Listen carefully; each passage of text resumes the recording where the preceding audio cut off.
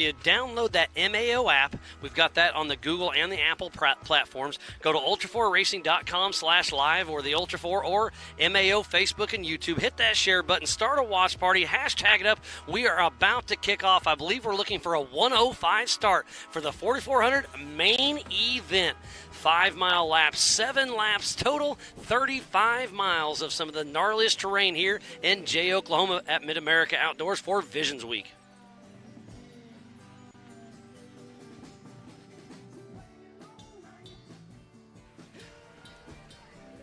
You can see all of them lined up down there in staging. That staging row, like we were saying earlier when we were panned out for the Can-Am UTV class, it narrows up at the upper part of it, so they have to go single file until they can get down there and do that double stack start. Let's give a huge shout out to Holly EFI, Lasernut, Griffin Race Radiators, VP Racing Fuels, Nitto, King Shocks, King of the Hammers, Can-Am, Ford, Bronco, Monster Energy, Optima Batteries, 4-Wheel Parts, Amsoil, Progressive, Method Race Wheels, Axial, PCI Race Radios, Spider Tracks, Recaro Seats, Baja Jerky, ARB, Rigid, Brannick Motorsports, Tread Lightly, Action Sports Canopy, Warren, Factor 55, HCR, Yukon Gear and Axle, MBRP, Off the Grid Clothing are the official sponsors for Ultra 4.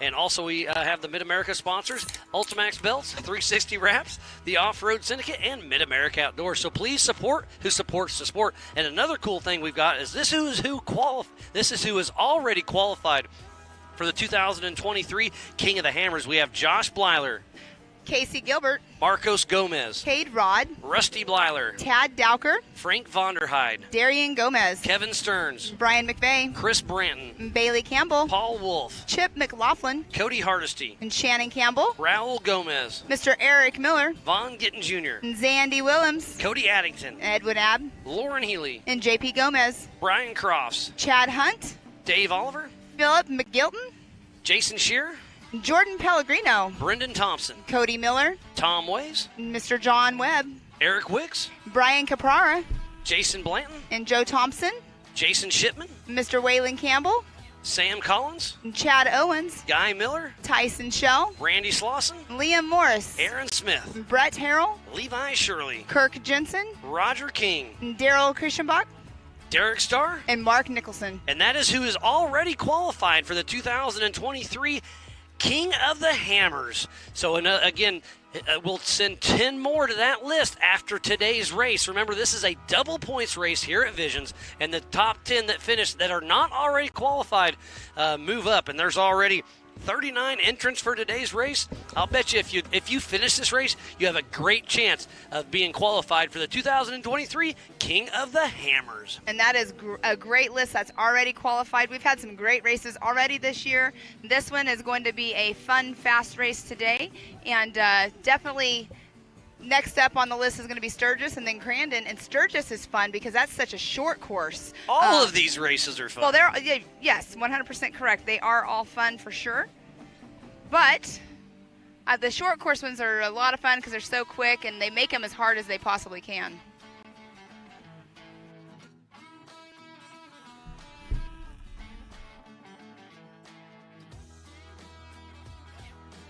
We've got Mr. John Goodby in the house.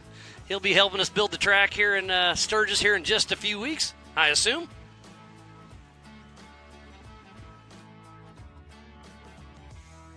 There's a lot of the Ultra 4 family here at this week. It's been an amazing week. This is day number 4.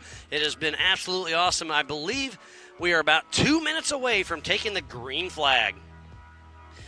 So at 1:05 is the 44 main event. Then at 5 o'clock p.m. at the concession stage right next to the pool will be the for all the Ultra 4 awards. We'll give away those Nitto trophies. And then at 6 p.m. we start the Thunder Valley. And then at 8 p.m. we do the opening ceremonies for the Thunder Valley Finals. At 9 p.m. this evening, the drag strip will open.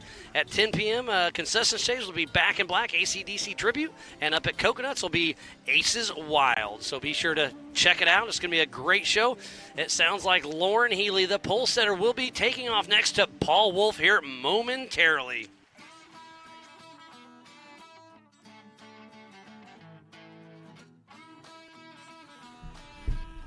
This race is on adjusted time. They're taking off 2 at a time. And like I said, I'll get the split times here shortly. I don't know if it's going to be 15, 20, or 30 seconds. There are 39 competitors getting ready to take off the line. And on that pole position is Mr. Lauren Healy. And the fastest lap of the day is Mr. Paul Wolf in his Can-Am just a little bit ago with a 9:03. Are we going to be able to break that 9-minute mark? I think it's going to be close. These bigger cars have a lot more horsepower, a lot more suspension, but they're bigger, they're wider, and these woods are tight. So we'll see. And we have already seen that dust is playing its toll already. Pam, this is going to be a wild, wild ride. I cannot wait to get this party started, and we are seconds away. And you can see they're perfectly lined up right there, getting ready to do their start. This is going to be, I mean, all of the races have been fun, but this right here, between Paul Wolf and Lauren Healy. The biggest names in our sport. This is what it's all about. 2-time king, drag racing, Paul Wolf. Lauren Healy's got his hands full. Fun Haver off-road team. And like we were saying earlier, every single race that they've been at together, they're always neck and neck. And they're tied for the Western Series points for Ultra 4. This is a double points race, so it is very important for both of them. I think Prairie City was one of my favorite races to see it was battle. Down to the wire. But at Moab, remember at Moab, Paul got stuck behind, I'm not sure who it was, but he was Kurt behind Jensen, if I remember behind right. slower traffic. And we all were like, okay, who's going to win? But it ended up being such a close finish. So these are both single-seat cars. Lauren Healy's in that Triton Engineering and Paul Wolf in that UFO. Usually I run through a long list of sponsors, but with as many cars we're taking off, as fast as we're taking off, I'm going to have to skip that and just stick with the drivers. Yes, exactly. We're starting off, like you said, two per, as you can see right there, and it's going to be a quick start. Not sure exactly what the time is between each car, but we will find that out here shortly. And this race is on adjusted time. Everybody's locked and loaded, got their fire suits on, the helmets on, the visors down, gloves on. They're hot in this heat. It is going to be a battle all the way to the finish line. It is 93 degrees. The sun has completely broke through. It was pretty there's lots of clouds earlier today, but now it is just full sun. It is hot. Yeah, it's lots of overcast out there this morning, but now the sun has poked through. And look at the long list we have here. It's been a long day already. We started this morning at 7 a.m. with the 4600 Spider Track stock class, and Vaughn Gittin Jr. that's taking off in that second row, won in that Bronco this morning. Can he win twice in one day? So that's another one with seat time already this morning. It's going to be interesting. Yeah, it's having, that experience already this morning, like you say, at race speed on race course, because during pre-run, they're only supposed to be going, a maximum of 25 miles per hour. So being race speed already, it's given him a very good pre-run, but the track is going to be completely different. I mean, we had 58 UTVs race after they did this morning, so he'll get to see the difference in the track. It won't be too bad, but definitely going to have some bigger ruts, maybe a little bit of change up here and there, but I'm excited to see this race for sure. So make sure you do not go anywhere. I hope you got your coolers stocked, the snacks ready. We are about to kick off the 4400 main event for the Ultra 4 Racing presented by Progressive Insurance. They have got them all stacked up back there. Given a little bit of space between the next line that's going to be taking off, because when they take off the line, they're not easy on it. They're going to be full throttle, and it's going to shoot a roost of rocks and dust to the car behind them. I'm going to say the average horsepower down here is roughly 750 horsepower. It's absolutely amazing what these machines can do. And it looks like the top 6 are all IFS, and then it goes to Eric Miller in that solid axle. I haven't really talked about that much today because it hasn't been, this is the first class with IFS in there. So it's going to be interesting to see. The Woods race is very, Eric Miller, the Bleilers, and those Miller's car really shine with the straight axles. But look how much wide open. Look at the short course. I don't know who's got the advantage on this course. I really don't. Obviously, the IFS are a lot wider, which is better for short course. But in the trees, they got to get skinny. There's some really tight spots, so it's going to be interesting to see how it all shakes out. And that's where the Miller chassis usually do well, like you're saying, absolutely. because that's. But it's about half and half, really. Yes, and this is where the UFOs. So like Marcos Gomez, Darian Gomez, and Paul Wolf being in the UFOs, they're wider cars. They have a little bit more tough time getting through the tight tree sections. But on the pole is Mr. Lauren Healy, Fun Haver off-road team in that Bronco single seat. That's a Paul Horschel built machine. I know we were supposed to start just a couple minutes ago. We got to be really, really close. I think they're doing just a couple more safety checks. Getting a little chatter through my PCI race radio. We should be underway here very shortly. Again, this is a double points race here at Visions. So this all the there's so much on the line here to do well. So they want to push hard. Dust is going to be an issue. Now with the sunlight and the dust back in the woods, it's going to be interesting. The course is starting to fall apart just a little bit. The ruts are getting deeper. The rocks are getting thrown all over the place. You can hear the motors revving up there just a few seconds ago as you were speaking. They're probably getting ready to take that green flag here shortly. These cars are the Swiss Army knife of off-road. They race King of the Hammers Crandon here at Mid-America Outdoors, up in Sturgis, over in California, Tennessee, Kentucky. They can go over huge rocks, mountains, short course, jumps, tight trees, mud, desert, dust, whoops. These cars can do it all and do it all well. And we have two people that do not have co-drivers right up front, so whoever gets behind that person, depending on who gets that hole shot, they're going to have to solely rely on what they pre-ran because they don't have somebody telling them where to go. Hey, the top 6 are in single-seaters. Oh. All IFS up front, and then it's Eric Miller in a 2-seat, Chris Branton 2-seat, and then it goes 2 seats, Levi Shirley single seat. That's going to be interesting. Oh, I thought Vaughn had a co-driver. Yes, he does. You're right. Okay. I'm 100% incorrect. So, yeah, Like, Vaughn wait a Gittin minute. does have a co-driver. Sorry. Threw me off there for a second, Miles. I threw myself off. I haven't seen Eric Davis, but normally he rides with Vaughn Gittin Jr. He was. Have you with seen him? him? Yeah, he was you in have this seen him? morning. Okay, yes. then I'm sure he's in that truck. Like I said, there's so many people here at Visions, which is awesome. Yeah, he's here But for normally sure. at the smaller races, I get to see just about everybody. But I've only seen, I'm going to say 25% of our racers just because it's so spread out and everybody's enjoying themselves instead of just working on their car in the pits. Right, exactly. I mean, I've been seeing people, out and about whenever I have had a couple moments, and there's, going to Coconuts and stuff. That's where a lot of the people end up going and hanging out in the evenings. Why wouldn't you, with all the live music and absolutely amazing here. Mingling with everybody and having a good time? Again, thank you to Jason and Gayla Robinette for pulling this all together. The Visions Week has been a huge success, and it's only gonna get better.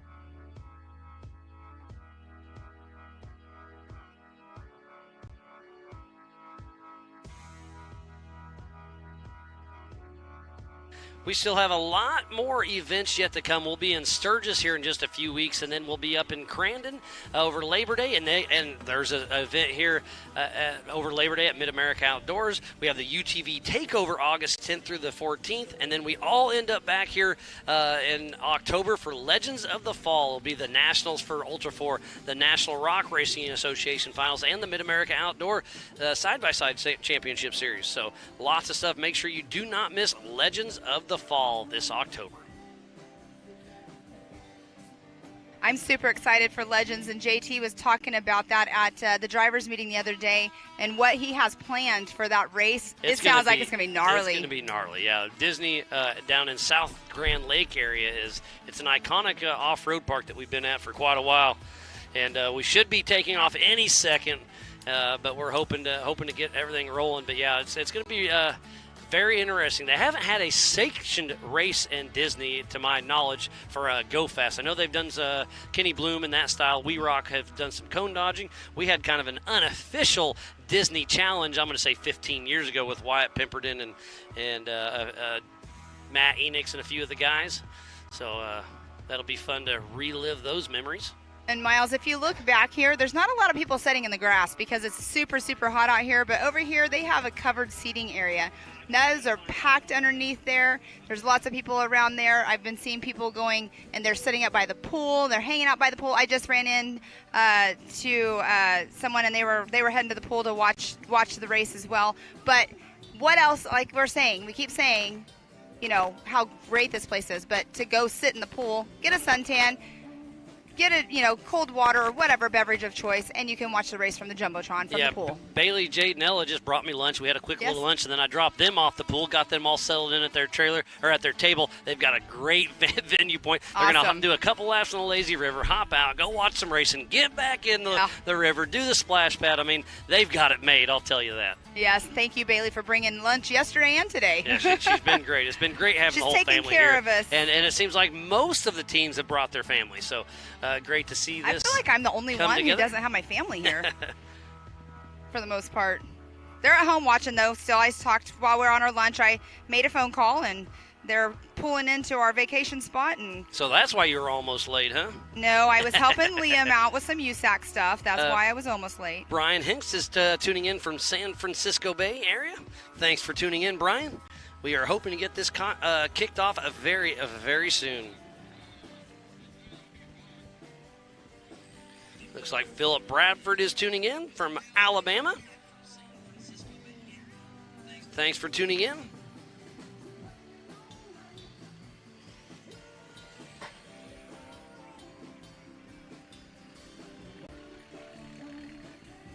Oh, my mother-in-law, Teresa Minden, is tuning in as well, all the way back from good old Paola, Kansas. The anticipation right now is so high on me. I can only imagine how these drivers feel right now. They're in full race suit. It's hot down there. There's a little bit of breeze, but they need to get rolling to get that wind going through their cab and get them cooled down. Not sure exactly what's going on, but again, I assume it's a safety concern. They're just hoping everything goes smooth. I have to say, even with the air coming through the cab, the air is so warm. When I was out on race course the other day, fully suited up, it still was burning hot. When I got out of the car, everything completely drenched. It's hot. Even though you get that airflow, I get it, but... Yeah, we're hoping to be taking off any time, but let's run through the field real quick. In the first in the first row, we have Lauren Healy, then Paul Wolf. In the second row, we have Vaughn Gittin Jr. and Darian Gomez. Up next will be Marcos Gomez and Shannon Campbell. And in the third row, it'll be Eric Miller and Christopher Branton. Then Rusty Blyler and Levi Shirley. And then Josh Blyler and Ryan Rockhold. Bailey Campbell and Tad Dowker. And then Philip McGilton and Casey Gilbert. Cody Hardesty and Cade Rod. Chip McLaughlin and Aaron Smith. Brett Harrell and Chad Hunt. Liam Morris and Kevin Taylor. Zandy Willems and Kevin Stearns. And Joshua Barkley and Frank Vonderheide. Quentin Hilburn and Tim Hooper. And then Derek Starr and Kirk Jensen. Eric Blaze and Patrick Peterson. And Roger King and Paul Horschel. William McGibbon and Sean Reisky. And in that last row, all by himself, Tom Prendergrass. Again, we're hoping for a quick start here. Sorry for delaying it just a little bit again. But again, we're all about safety here at Ultra 4 Racing and Mid-America Outdoors. We need to make sure that we have a clear course, a safe course. So I sincerely apologize about the delay. And again, I think we're going to be running just shy of a 10-minute lap. They're doing 7 laps, so it'll be about an hour and 15-minute race. It's going to be a blistering pace. Yeah, I wasn't sure. I didn't look to see exactly how long the Can-Am UTV class was because they were super fast. Okay, just got clarification. JT made a little bit of a course change. I'm not exactly sure what it is, but he is going to each and every driver to explain what is going on. So that's what's going on. Again, I'm sure it's because of a safety concern. So he made a little bit of a course change and talked to each and individual driver. Well, that is Thanks, awesome. Travis Cook, for that information. It's good to see Travis Cook. I saw him here the other day, and then this morning I didn't realize he was back here, and I was coming over here to the booth, and he's, we meet at an intersection, and I didn't know he was coming back, so it's good to see him. Jim Marsden is tuning in, and he's asking who's going to win this race, Pam. Ooh, okay, so... Jim's being civilized, drinking wine, and watching the race. It's such a stacked field. I don't know who to call. Right, Eric Miller's coming off a win from AOP. We know that his car is capable of these trees and stuff. And you cannot count out Lauren Healy and Paul Wolf on that front. They got the clean air. I'm not calling Eric Miller, but I'm just saying you can't count them out because they have the clean air out front. Right. Whoever gets out there has the best advantage, but they will hit lap traffic. That's going to be an issue. Whoever gets the whole shot is who's gonna be out front for quite a while till they hit that lap traffic for sure. I don't know. Darian, he's stepping up his game. He qualified in 4th position. I know he's wanting a win here, so I won't count him out. But I don't know. I don't really have a actual pick of anybody, but I wouldn't be surprised. I mean, the top 7 has a lot of heavy hitters right there. Yeah, I mean, you can't count out the Bleilers. Yep, that's Levi Shirley's fresh back. He's kind of took a little bit of a break from Ultra 4. Did the Pikes Peak Hill Climb just a few weeks ago and did an amazing job there. What was so cool about that Pikes Peak, I mean, he rolls in a turn, lands back on all 4, and then goes and finishes. It broke the internet, that's for sure. It did for sure. Yeah, it was watching that replay and everything and seeing what he did.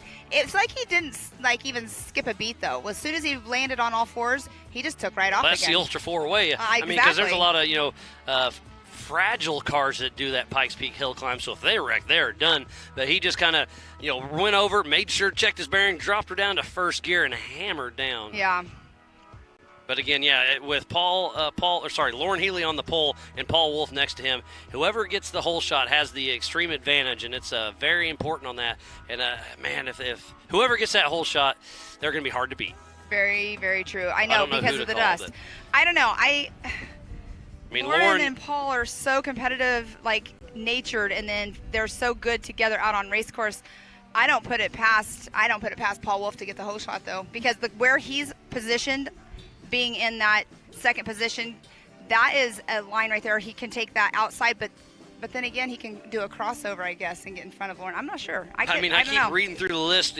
Jim, I cannot make a pick because we got multiple kings here. There isn't hardly a name here I don't want to pick. Right. So I don't know. We'll see how it all shakes out. I mean, Paul Horschel took a tumble during qualifying, so he's taking a rear start, which sometimes time is on your side, but with all this lap traffic, all this dust, I'm not so sure if that's going to be helpful or not. Well, and Paul Wolf being in that center seat right there, a little bit wider than Lauren Healy, but Lauren does a lot of drifting stuff. But I don't know. I think width-wise they're very similar. But Paul Wolf, he's got a lot of seat time out here this weekend, so I don't know. I can't call it. Yeah, no, those UFOs have extremely good visibility out of them. I don't count out one of the 3 UFOs. Oh, absolutely. Being on the podium for sure, or not even on the number 1 spot. Yeah, Darian and Marco starting 4th and 5th. They're both in the UFOs. Joe Thompson builds one beautiful machine. But those Miller cars are hard to beat in the woods. And like I said, there's quite a bit of tight woods out here.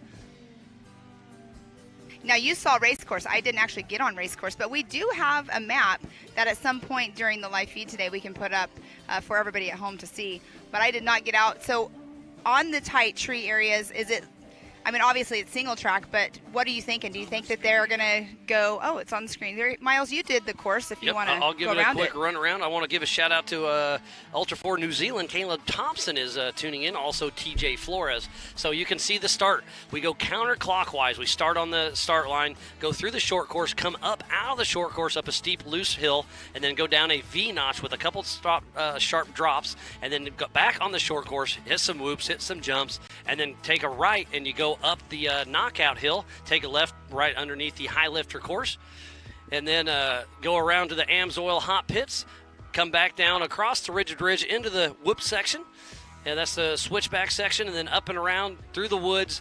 There's a few either ors out there, and then hit the Recaro Rise, and then there's Get Skinny is the tightest spot with 2 super tight trees, and it's gonna be super, super interesting.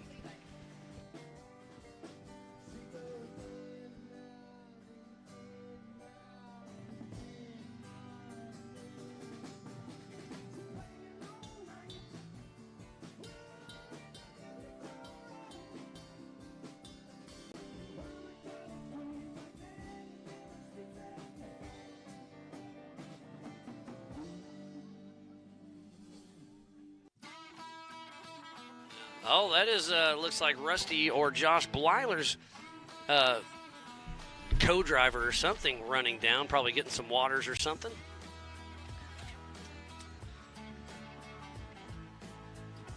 We're going to bring in a guest here. Mr. Levi Metzinger, you had a great run today in your Can-Am. How you feeling right now, buddy? Oh, I'm feeling hot. Yeah, it's warm out there. You got second place, if I remember right, correct? Yeah, yep. So it was a good day. Started in the back, and Yeah. You we were watching the live.ultra4racing.com timing, and you worked your way up quite a bit. Yeah. And did a great job. And like I said, you were kind of in the back of the pack, but just kept ticking those laps off, and all of a sudden it's like, oh wow, Levi's really making a charge. yeah, it's And nice. you had that dust, didn't you? Yeah, I think we all had the dust, and even Paul in the second lap. Even if he didn't catch anybody, it didn't. It was just sitting there. It didn't blow away. It didn't do nothing. So, yeah, we started, and we picked a lot of cars off right away. Yeah, no, it was pretty impressive. Where did you make your passes at? Out in the woods or on the short course, or where was the easiest place to go? There was nothing easy, probably. It was easier on the short course and in the fields for sure. If you just outbraked people in the fields, they okay, just check up push where it harder, does, longer, so, yep. and then So smoke the brakes at the end and Yeah, dive and in.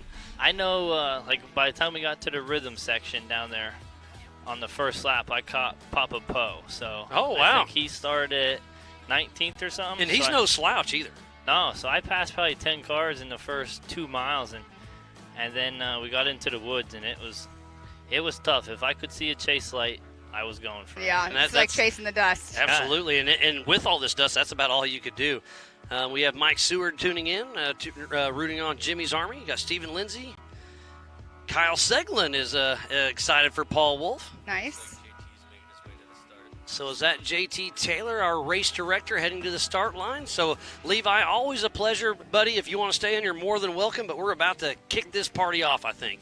Yep, this is a quick start. We're not sure exactly what the increments are quite yet. Casey Ryan is rooting on Miller Motorsports. Stan Haynes says misses everybody out here. Steve Mack tuned in. Chris Elrod, he'll hopefully be in Sturgis with us. That's Bird.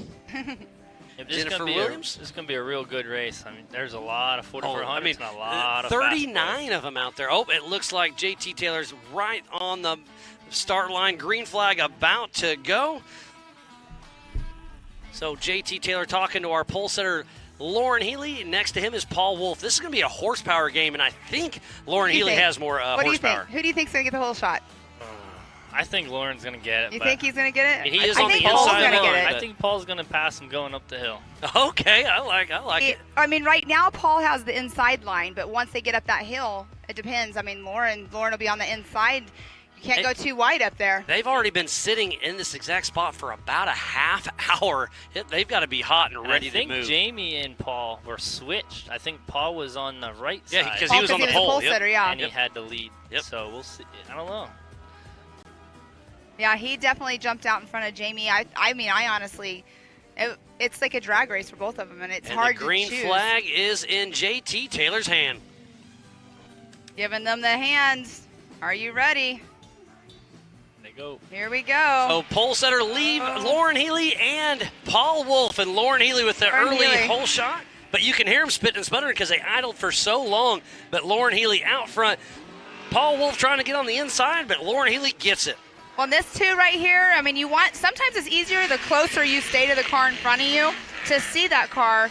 You don't want to get too far back because then you're blinded by the dust. And then next off the line, Vaughn Gittin Jr. and Darian Gomez. And they are at 20-second increments, 2 at a time. This race is on adjusted time. And look at Paul Wolf sticking a nose in on Lauren Healy. Oh. He'll set him up on the outside, but Vaughn Gittin Jr. gets the whole shot over Darian Gomez. And you can hear all these cars loaded up, spitting and sputtering. But up next is Marcos Gomez, drag racing Shannon Campbell. And it looks like Marcos Gomez. No, it's still down the wire. So it does look like Shannon Campbell's on the inside. So Shannon Campbell sneaks it away from Marcos Gomez. Pam, Levi, this is a race. Yes, it is. Next off the line is going to be Eric Miller and Christopher Branton. And Christopher Branton gets a little head start over two-time king Eric Miller. Like he has some issues. And Chris Branton has Ryan Webb riding shotgun with him. It's a long race. And Ryan Webb told me to tell his wife Stephanie happy birthday and thank you for letting them come out here and play with us at Ultra 4. Yeah, Eric Miller looks like a little bit off pace. Yes, now off the line is Rusty Blyler and Levi Shirley. Rusty Blyler has Shane Erdman riding shotgun with him. And then off the line next is going to be 2020 King of the Hammers winner Josh Blyler with Jared Erdman riding shotgun. Next to him is Ryan Rockhold. Ryan Rockhold has that really cool wrap on his car. Iridescent. Look at the dust. And it is Lauren Healy still out front. Where is Paul Wolf? Look at the dust. He's Wolf back has there. dropped back about 20 seconds already. The dust is gnarly. So Lauren Healy, if it's his race to lose right now. And next off the line is Bailey Campbell and Tad Dowker. Looks like Tad Dowker has the lead right now on Bailey. Going up the knockout hill, Paul Wolf is, and look how nasty this dust is. Up next, the number 47 of Philip McGilton with Dr. Amanda Ross riding shotgun. And then the 618 of Casey Gilbert with Tranny Tom riding shotgun. And then Philip McGilton and Casey Gilbert will be next off the line. And Casey got the whole shot on that one. Up next will be the 408 of Cody Hardesty with Chris Wyant riding shotgun, and then Cade Rod with JT riding shotgun. And then next off the line is going to be Mr. Chip Happens McLaughlin and Aaron Smith. What a great race. We are halfway through sending out our competitors, and these are the biggest and baddest names in our sport. These guys and gals are going to be laying it all on the line. Up next, the 4456 of Brett Harrell and Todd McMillan. And then next to him is going to be for the 456 of Chad Hunt and Corey Day. Looks like Chip has the whole shot right now. And Lauren Healy dropping down the Bronco Falls in that beautiful Bronco. What a race we have going down. And then next off the line is going to be Brett Harrell and Chad Hunt. Taking off the line right now is number 40, Liam Morris and Kevin Taylor. Liam Morris has Nick Charleston, and Kevin Taylor has Heat Day riding shotgun. And Brett Harrell got the whole shot over Chad Hunt.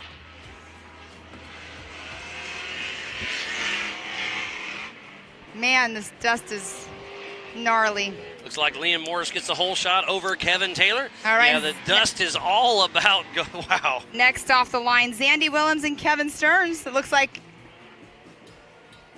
who got the whole shot here? Kevin Taylor just got the whole shot over. Nope, that was Liam Morris. Yeah, yep. Liam Morris got the whole shot over Kevin Taylor. Oh, sorry. And then Kevin Stearns got the whole shot over Zandy Willems. There we got go. a little bit ahead of ourselves. Sorry about that.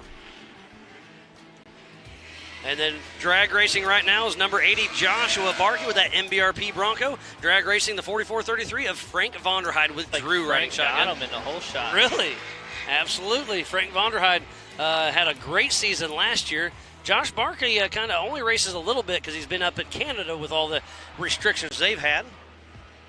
Next off the line is the number 479 of Quentin Hilburn and the 1505 of Tim Hooper. James King riding shotgun with Quentin, and Benjamin Moore riding shotgun with Mr. Fuelworks himself, Tim Hooper. Tim Hooper is one of the sponsors of Mid-America Outdoors with Fuelworks. Up next will be the 992 of Derek Starr from Canada with his son Connor riding shotgun, and the 4401 with Kirk Jensen and his brother Russell riding shotgun. They are taking off in 20-second increments. This is a 5-mile lap, and they're doing 7 laps. All right, next off the line will be the 920 of Eric Blaze and the 4447 of Patrick Peterson. This is the 4400 main event for Ultra 4 Racing presented by Progressive Insurance. Up next will be the Team Robbie Bobby with a 124, Roger King with Justin Cowart riding shotgun, and the number 19 of Paul Horschel. Paul Horschel took that tumble in qualifying, so he's got his work cut out for him. But Paul Horschel put a clinic on Roger King, just left him in the dust.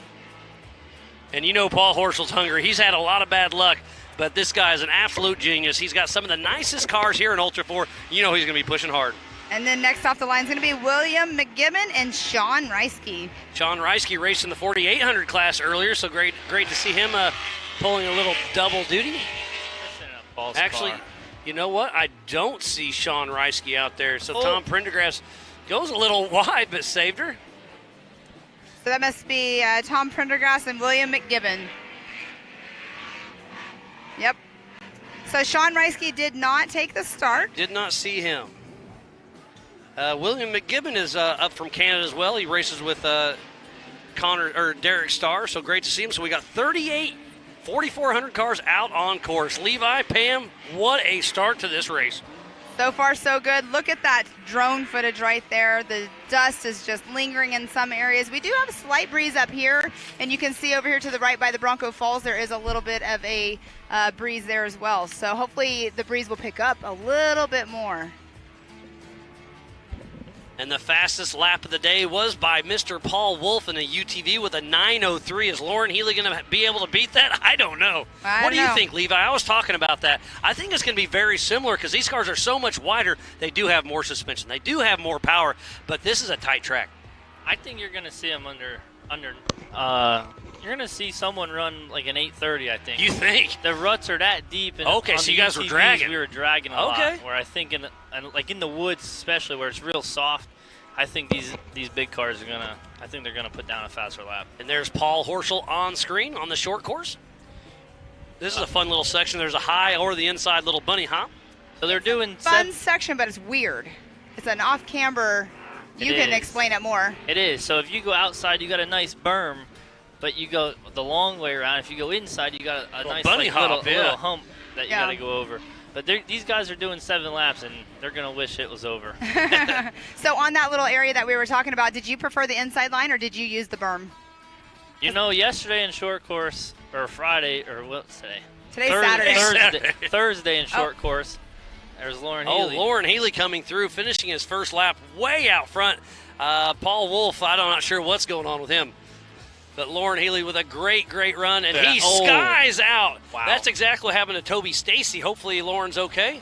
I hear the engine. Flat. But, yeah, he needs to take her a little bit easy there. What kind of lap time do we got there? An 8:29. Levi, you called that one. Call that? And in the distance, there is Mr. Paul Wolf right there in the distance. So probably about a 40-second split already between Lauren Healy and Paul Wolf. But now Paul Wolf is going to have a little bit of clean air in front of him, so he can, step up his game a little bit more just to get that. And Lauren Healy's going to start catching some lap traffic. Yep. So he's got another, I'm going to say, half a lap before he starts getting that lap traffic. Paul's going to see him right here, and should fire Paul up. Yeah, Paul can see him going up there, so Paul's going to be, like you're saying, excited. Paul Wolf has been a man on a mission, but two-time king Lauren Healy is going to be a hard one to catch. It's a 33-second gap between Lauren Healy and Paul Wolf. They took off side by side, and then everybody else took off in 20-second increments. Here's Vaughn getting Junior Lawrence, Fun Haver off-road teammate, right behind Paul Wolf. So where's Darian Gomez? And they're over-jumping this jump here, so they're going to have to check up. That's where Toby Stacy over-jumped and hurt himself. That jump is sketchy. I mean, it sneaks up on you. You just really got to make sure you're not full throttle all the way over it, unless you want to flat land on the other side. So, again, we were talking about Evan Sherman and Toby Stacy on that last race. They both had some issues, but I heard they both went to go get checked out. They are both stable. I'm not going to say they're perfect. They are hurt, but they're not hurt bad. Some minor burns to Sherman and something wrong with his back or something with Toby Stacy. But they are both okay. So Darian Gomez coming down the hill. That's Raul's car, old car. Raul is our current King of the Hammers winner. He was not here, but his son Darian is absolutely racing. And on screen right there, I could not tell who that was going through the Recaro Ridge. And just want to give a huge shout out to our production team. They've done an amazing job all weekend. And if you're a spectator here, please do not fly any drones. We have no permits for anybody that's not on our production team, and we've had to land our drones a couple times. So please, if you are a spectator here, no drone flying unless you're on the media team. Cannot stress that enough. No drone flying unless you're on the production team. Shannon Campbell right there. Shannon started in the 6th position. He's coming through physically. What is that, 4th now? Yeah, 5th on course. Got Lauren Healy going back up across the top. Heading below the high lifter off-road area. And there's 3-time king Shannon Campbell doing a little drift action. I think Paul might have made some time up. Paul's fast, and he had a little bit of clean air after he got out of his dust, because the dust on the short course, I'm not going to say it's not bad, but it's worse in the woods. And there was a great shot just now of Darian going up that hill climb. And there's a Recaro rise at the far back top left corner of our race course. And there's Chad Hunt and Corey Day coming through. Those Nitto tires still holding there, looking good. Got Eric Miller here hitting the jump. Yeah. He's taking it easy. I'm wondering what's going on with him. Then we got the old Happy Pappy up there. Oh, Rusty Blyler. He is a man on a mission. And look how dusty it is out there. Eric didn't sound like he was firing on all cylinders just now. He's definitely a little off pace. I hope he can pick it up. Not sure exactly what's going on. I mean, his lap time was a 10:41, where Lauren Healy was at 8:29. Paul Wolf had a 9:02. Vaughn Gittin Jr. a 9:10. Darian Gomez was a 9:54. Shannon Campbell 10:01. So creeping up there in the tens. How cool is this? Paul Wolf qualified in his Can-Am with a 56. He qualified in the UFO with the 56. His fastest lap in a UTV is a 9:03. His fastest lap in a UFO is a 9:02. Right. Talk about consistency. Right. Paul Wolf is on it. But here's there's the Eric difference. Muller right there on screen. Paul in the 4400 is in the dust. Yeah, Paul in the side-by-side he was out front. Yep. So Good point there, Levi. Thank you. I'm just thinking that these bigger cars are going to be faster in the woods. A lot more ground clearance, and the ruts are getting deep. Yeah, I wasn't sure if they're going to make, I called the 9-minute mark earlier. You called an 8:30. You nailed it, Levi. I was talking to Paul. There's Josh Markey at the Recaro Rise. Before the interviews, and he said, I found a couple of lines in the UTV that I'm going to try in the big car. Oh, you do have to stay within 25 feet center of lane, but that does give you a little bit of wiggle room in some of these sections as they're heading up the knockout race. That's Shannon Campbell. Yep. 3-time King of the Hammers winner. He's in the Off-Road Motorsports Hall of Fame as well. Dare Sports. Marcos Gomez is a little off course. Just a little bit. But figured it out. There. I believe that's Quentin Hilburn at the bottom. With the tire off. Some issues. But we're still following. We got Bailey Campbell coming in. Shannon Campbell. Bailey about to cross the finish line. There is so much action, so much dust. Cody Hardesty and Chris Wyatt coming back in as well. And there's Chris Branton coming in the screen as we speak with Ryan Webb with Kryptonite Customs. That's Shannon Campbell blowing by the AMSOIL hot pits. Hopefully we can catch up. There's a Fuelworks driver, Tim Hooper. Hopefully we can catch up with Scott Rain at some point this afternoon once we get a little action down in the AMSOIL hot pits. I saw Scott, I went up to the Power Sports at lunchtime, and I saw Scott in there, and his shirt was covered in dust, and all he did was a pat on his arm, and it just went flying everywhere. It's a little bit dusty down there. There's Eric Miller on screen. 2-time King of the Hammers winner in that Miller Motorsports Pro chassis, running that Optima battery wrap. And here's the Recaro Rise with Roger King coming up. Team Robbie Bobby. There's Levi Shirley heading up the knockout race in that single-seat IFS Campbell chassis. So far we've only had 17 of the 38 cars complete their first lap. That's the switchback rhythm section we're watching from high above. Something happened to Casey Gilbert. He started at 16. Yeah, you're right. Good call. We haven't seen either Chip or Zandy as well. I think one of them's coming in right now. That's Josh Blyler on screen. I think this is Chip coming down onto the short course. Looks like a roofless car. That's Liam Morris, if I'm not mistaken. Yes. Maybe I'm wrong. Hey, I've been wrong more than once. I'll promise that, buddy. Tough. It is tough, isn't it? Especially those little UTVs when they get a little dusty and dirty. They all look the same. Well, these do too. There's a couple of builders that are, I mean, all the top guys, they're all running their UFOs or Miller chassis. Kevin Taylor coming down into the short Horschel and Campbell's. Yeah. So they're coming across the Rigid Ridge, getting ready to drop down to Bronco Falls. What did you think about Bronco Falls? It's not terrible. I think it looks worse than what it really is. It looks like it's pretty bad on screen, but I haven't gone down it myself. Yesterday, them guys in qualifying, they were jumping off it. So this is... Yeah, that was pretty gnarly, wasn't it? Yeah. I think this is Chip coming through over here. It's a great shot of Rigid Ridge and the Yukon launch, and we're back on with Bailey Campbell and Ryan Miller below the high lifter park.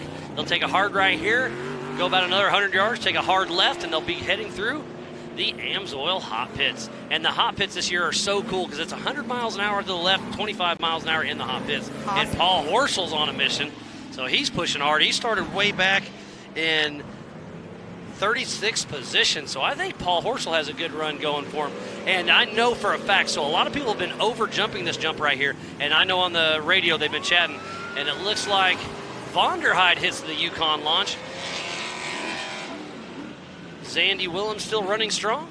So Paul Horschel just went through with an 11.749, put him up into the 11th position on corrected time. 36 to 11th in one lap. I told you Paul's going to be one to watch for. But again, dust and lap traffic's going to be, he's going to have his hands full with Lauren Healy still out front. But I guarantee Lauren Healy's already caught some lap traffic.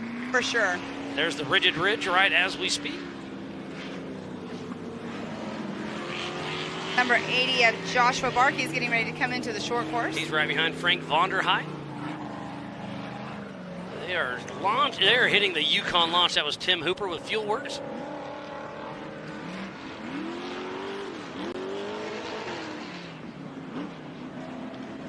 So Josh Barkey and Frank Vonderheide. There's Eric Blaze back by the Recaro Rise with Top Rock Off-Road. Nice little drag race going up to that hairpin turn by the Barbie Jeep downhill. That was a lot of fun yesterday. Did you tune in for that, Levi? Yeah, I watched it while relaxing in the pool. That's a good place to be doing it from. Yeah.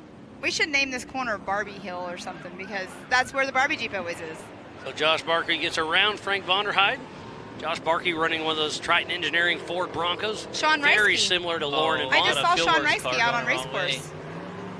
Miles. What? I just saw Sean Reisky out on race course. Okay, well, I So he missed took the him green take flag. off. Yeah. Good.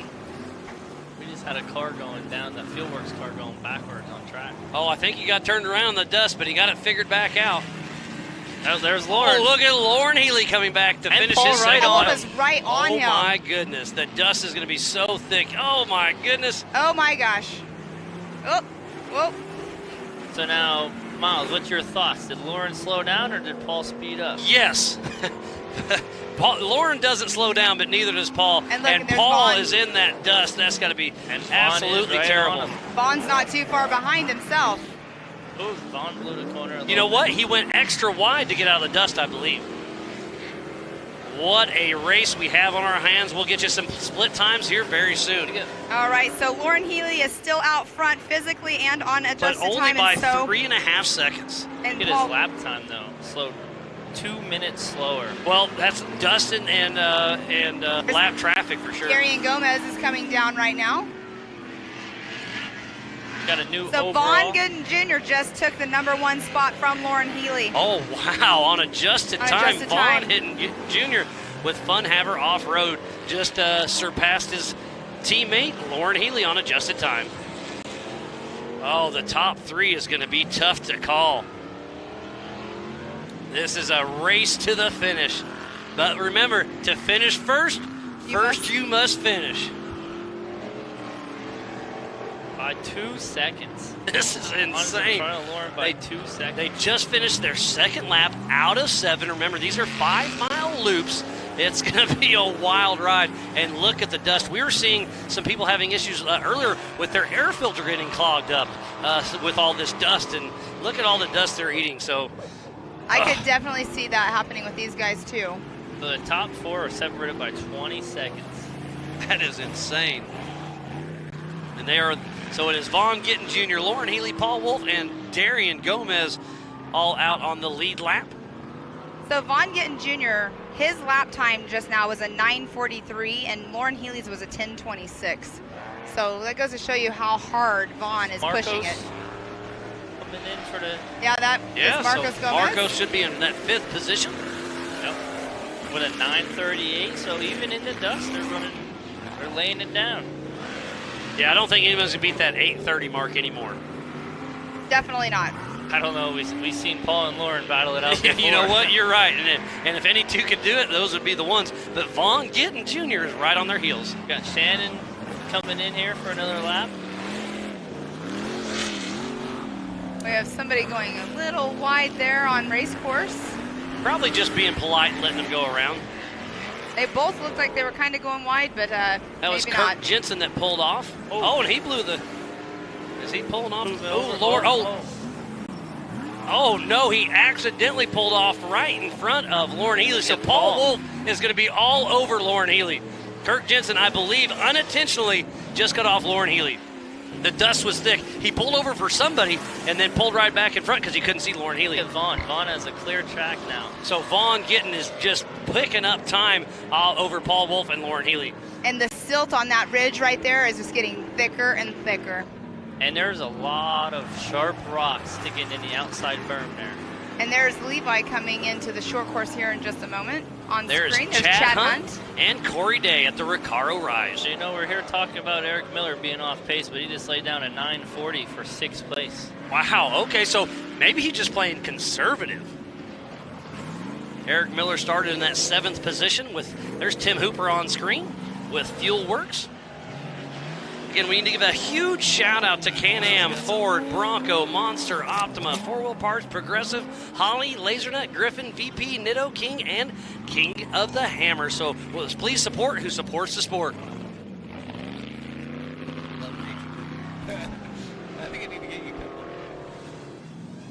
They're dropping down the Bronco Falls as we speak. Looks like Paul is in front. Where did Lauren Unless we Healy missed go? Lauren. It is possible either way. But Paul Wolf in the switchback rhythm section. So where's Lauren Here Healy? comes Where's Vaughn Gittin? Vaughn just dropped in. Should be seeing him on screen here. Let's look at Paul. Well, and Paul's coming up into some lapped traffic. So you know what? Maybe Lauren he's could in the hot have pits. pulled in the Amsoil hot pits. I am not sure. That would be a Scott question. If we, one of us, he might end up getting to us on that. So Caleb Jones just told me Lauren took the hot pits. Paul Wolf passed him. So, okay, Jonathan Terhune said so Lauren must be having some overheating issues. He removed the Bronco body and sent him right back out. So they're trying to get all the air they can.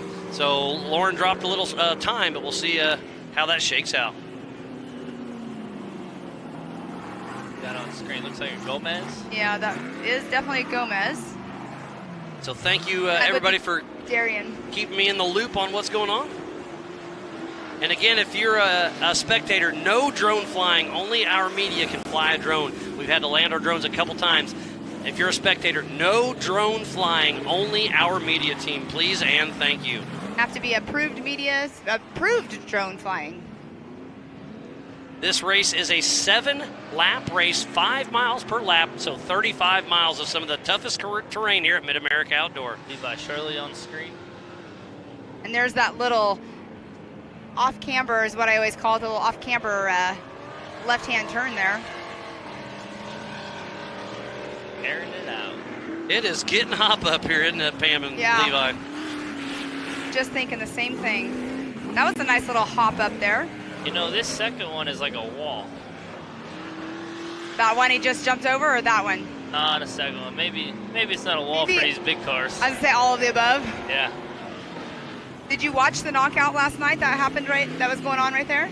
No, I was getting ready for short course. Oh, there you go. Oh, that's right.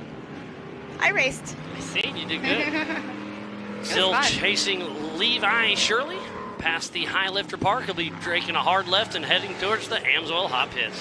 We got Ryan Rockhold and Brett Harrell right there. Oh, Brett Harrell gives Rockhold a little love tap. Little nudge. I think that was unintentional, but that's part of racing. So this camera's right at the knockout hill for the America Pro Rock. We're watching across the way. They'll be taking a hard right going up and above this short course. And that was the stock line whenever we were doing the Bounty Cup. What lap are we on, Pam? We are, Lap 3. we have 5 laps to go. Oh, 5 laps to go. Gotcha. Yes, sir. Thank you, Levi. And Pam. They're out on lap 3 of 7. 5 miles per lap, 35 miles in total. So now with Paul out front, what do we think is going to happen? Again, out front is the advantage, but Vaughn Gittin Jr. with that adjusted time really is looking good. My question is, did Vaughn get around Lauren? Yes, he did. Yep, we saw that at the Bronco Falls. So Vaughn Gittin Jr. is looking good, but Paul Wolf, He's no slouch. And there's Miss Bailey Campbell on screen there. So again, if you are just tuning in, we thoroughly appreciate each and every one of you. This is Visions Week here at Mid-America Outdoors. This is the Ultra 4 main event presented by Progressive Insurance. Again, I am Miles Haskowitz with Pam Hall in the booth and our guest, Levi Metzinger. And here's one of the Rufus Racing coming into the short course, And but Paul on screen right there, that is Cade Rod going up the knockout hill. And where is Casey Gilbert? Where's Tad Dowker? I haven't seen Bill Casey McGilton come in at all. Haven't seen much of Aaron Smith. Derek Starr, haven't seen much of him. Chip McLaughlin hasn't came through. Oh, that's some horsepower from Paul Horschel. As we're speaking about Horschel, there's a Horschel car.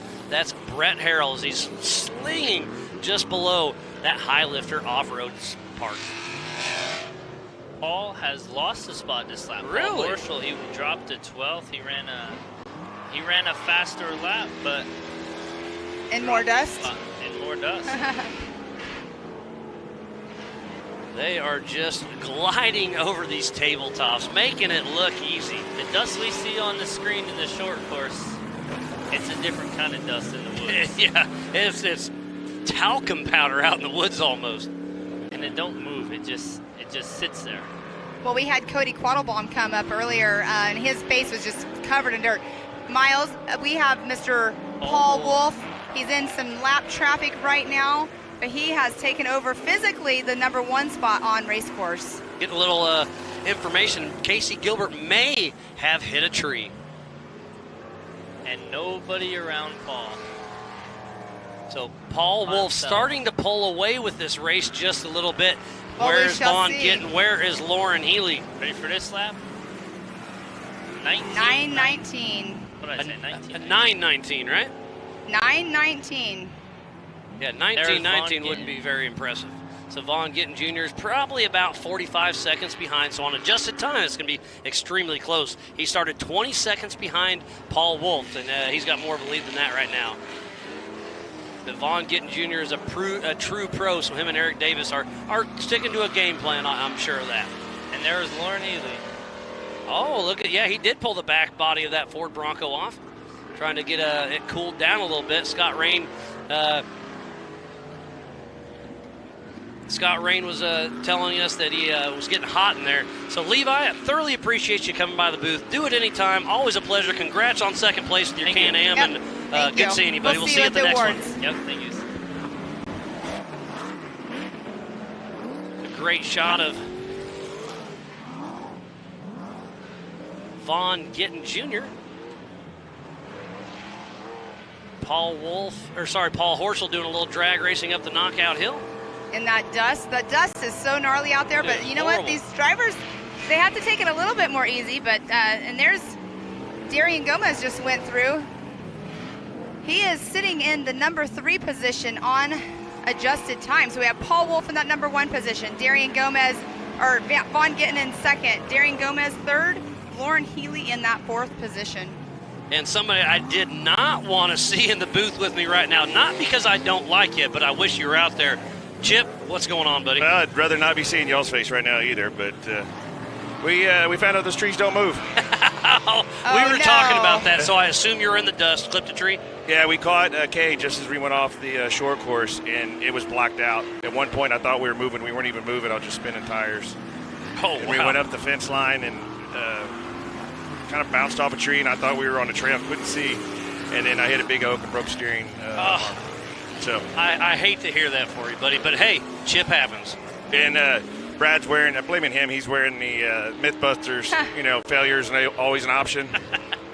This isn't a failure, we just learned, but we're going to try to get back together and get in the switchbacks lane. Oh, all right. nice. Hey, you We're still entered. have some time. We gotta- That's not until 6 o'clock, so watch a little bit of this racing. You don't have to worry about getting any awards, so you can skip that. Oh, Go my get gosh. the car Exactly. going. We got to go recover it. Oh. It's bad out there. I mean, we thought the first lap at Hammers was bad. This was 5 times worse. Like, you couldn't even see a hand in front of your face. That is absolutely insane. And we really just started bouncing off trees. That's what we were hearing. We were Right hearing by that was like Braille, 2 huh? feet in front of you. It was like about as far as you could see. And look at the Recaro rise right here. You can't see anything back there. They did a great job keeping the short course, with no dust or little dust, and car was feeling great. And luckily, it's not a lot of damage. It's just that aluminum steering link broke in half. And okay, so it is a relatively easy fix. Are you going to fix it out on the trailer or try to get back to camp? no, I got no steering. I'm gonna have to fix it out there to bring it back. But these black suits don't do well in the woods, and Zandy's still going out there strong. Ryan Rock holding his new car. So I'm glad to see my teammates still out there doing it. Hooper and all those guys. So. Yeah, absolutely. Again, I hate to not see you out there, but thanks for coming to talk. And you're more than welcome to stay, but if you want to get out there and start working on your car. Oh, I got to wait for Diamond to get out of the car to come help me. He knows I guess you're right. You are. can't even fix it. I can fix it, but he knows where the parts are, and I want to watch the race. And there's the Yukon launch by one of the Blylers. So they did an amazing job doing the short course. Isn't it a wild course? It's fast. It's fun. It's gnarly. We came in here winning, from winning the 918 and had a just absolute blast out here. And, of course, where we broke was part of the race where we did in the 918. And you were on the podium at Visions last year, so you've got a pretty good track record here until today. So I'm just trying to, not be selfish and let some other guys, share my glory. Yeah, that's what I'd say too. Zandy, he's still out there. Zandy's been on the podium twice too, so absolutely. Hopefully, he can work his way back up. It looks like he's in 19th or so now, so he's moving back up. But how cool is it to have such a stacked field here at Mid-America Outdoors during Visions? It's, I love it for Visions. I wish we had snow. It would have been a lot more fun. Oh my gosh, me too. That looked wild. It was really good, but the dust with all these guys throwing, because they're not giving up in the woods. No. Like Brad and I They're walked still down. pushing, huh? They're still pushing. How far did you have to walk? Good ways. Well, the section where they took out the course, okay, we were right above that. So right by the hot pits. Right? Yeah, we weren't smart enough to walk we couldn't cross the track to get over the fence and through that field. Gotcha. So we came down through the woods and came down through Thunder Alley, which is not so thunderous for us. But you'll be there tonight, hopefully. Hopefully. If Zandy's car, can't get mine, I'll steal Zandy's or Ryan. Well, Ryan's racing too. So we signed up together, so I wonder if they'll line us up together. Well, you'll be stealing Zandy's car one way or the other. Exactly. That's what they're there for. And there's Eric Miller on course. He has moved up to the number 5 position. So I was saying he was a little off pace, but he may have been playing conservative on us and saving the car, and now he's starting to turn it up. Impossible. Two-time King Eric Miller knows what to do, and it looks like he's doing exactly what he meant to. He knew going into this it was going to be a very dusty course, and what some drivers do is they just hold back because they know don't push it too hard. Our theory was race on the short course, go trail ride in the woods. I really like that, but you went tree hugging in the woods. I didn't go tree hugging. I went tree slamming. I hear the horn. That is Rusty Blyler getting around Roger King, the Happy Pappy. So much racing action going on today. I'm assuming most of the passing's been doing on the short course because I have no idea where they can pass it in the woods. And even if they did, we wouldn't even know it. Thankfully, we went far enough off in the woods that if somebody finds us, they're not going to be going very fast. They're going to have to plow some trees to get to you, huh? Oh, they're using the bank. Rusty uses the outside bank. That Rusty or Josh? I get those two cars mixed up from the drone. Well, at least you won't get Zandy and I mixed up for the rest of the race. You're right on that. He runs the green lights. Do you run lights on? I run the amber. He runs the 2 greens. Okay, so that's how I'll remember now. Until the next race, I forget. Then we'll change them on you. Or put one of each on. How about that? Oh my gosh, yeah, you guys would totally do that. Well, Ryan's new car, I was looking at it this morning, and it looked like it needed fake eyelashes. So on his bio-designed lights, we made he's got fake eyelashes to help keep the dust down and keep him going straight. It worked because he beat me. All in good fun. So they're taking a left right there, and that's where the AMSOIL hot pit really starts. Just checked in with Scott Rain. It sounds like it's so hot and dusty out there, the camera's overheating. So they're trying to put it in a cooler to get it chilled down, see if they can get it back up and going. There is a Jumbotron out there for all the pit guys and gals. I don't know if they can see it. Hopefully that thing does that was not a Bronco. I think that was Lauren Healy at the Recaro Rise. I'm pretty sure. Just saw the back clip. It had to have been because he pulled the back clip off that Bronco. So I'm pretty sure that was Lauren Healy, 2-time King. It's been an amazing event so far. All the other events that we've been watching, we went down and watched those bull riders on Wednesday. And so that was fun. A year ago at Visions, the first time I've ever been to a rodeo, and that was one of the highlights I wanted to come and watch because I don't have to work that event. Right, I just go exactly. there and hang out and grab a couple beverages and enjoy it. And those bull riders, I think you're crazy, Chip, don't get me wrong, but those other guys are plumb nuts. And I think they'll probably say the same about us. But they're right. Yeah, and then we're right. The cattle prod spin the bottle, that was amazing. But happy anniversary! Glad I met your wife yesterday. Yeah. Kids in the pool. Glad they got to come out. Yeah, thanks, buddy. It's there's too many people here to meet everybody. But yeah, she said she hung out with you and Edie just a little bit. But yeah, I love having the whole family up here. They're up there floating the lazy river now, right now, watching the jumbotron for about 30 seconds every lap or so. Well, that's where we're gonna head, and I guess we're gonna. No, you got to fix a car. No lazy river. We got 3 hours, so I got to cool off. You got to shower first before you get in there. Yeah. I don't even know if I'll take the suit off because I don't know if I'd want to put it back on after what we just walked through. What a great race we have. All right, I'm gonna go get some water. Coming in. Yeah, you All definitely right. go get some water. Well, Thank you, Chip, guys. always a pleasure. Thanks for coming up here and chatting with us, and better luck tonight in the I'll switchback. see y'all tonight. See you later. Sounds like a plan, buddy. Thanks.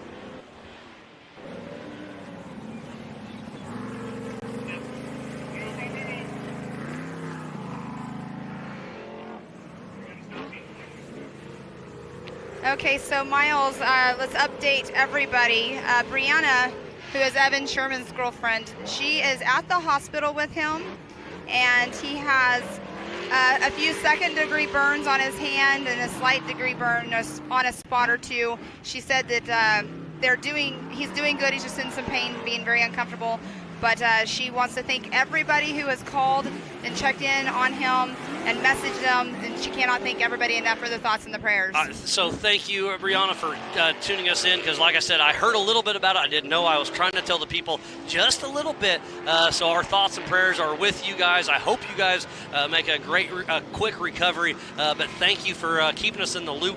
Sounds like, some small burns. Yeah. He's going to be okay. He's in some pain, but he's in good spirits. So, that's just so cool. The entire Ultra 4 community comes together and checks on him. So Exactly. I'm glad to hear that, Evan. I hope you have a speedier. She said from what they were told that the flames were at least 3 feet higher than the roof of his car. That is extremely, extremely scary. There is Paul Wolf came through. His last lap time was a 10:09, so he's out on lap 4 right now. 3 laps to go for Mr. Paul Wolf. There's the rigid rhythm section. Uh-oh, we have another racer coming into the Nitto studio. Mr. Tad Dowker. I hate to see him, too.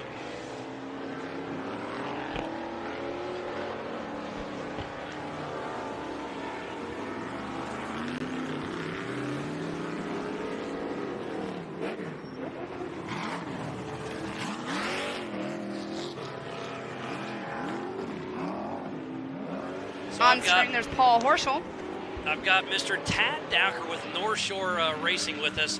What are you doing here? We just had Chip in here. I hate seeing you all during a race. Man, I take a lot of pride in finishing races, and you do well quite a bit. We finish most of them. I'm going to interrupt really quick. Vaughn Gittin has taken over the #1 spot on adjusted time over Paul Wolf.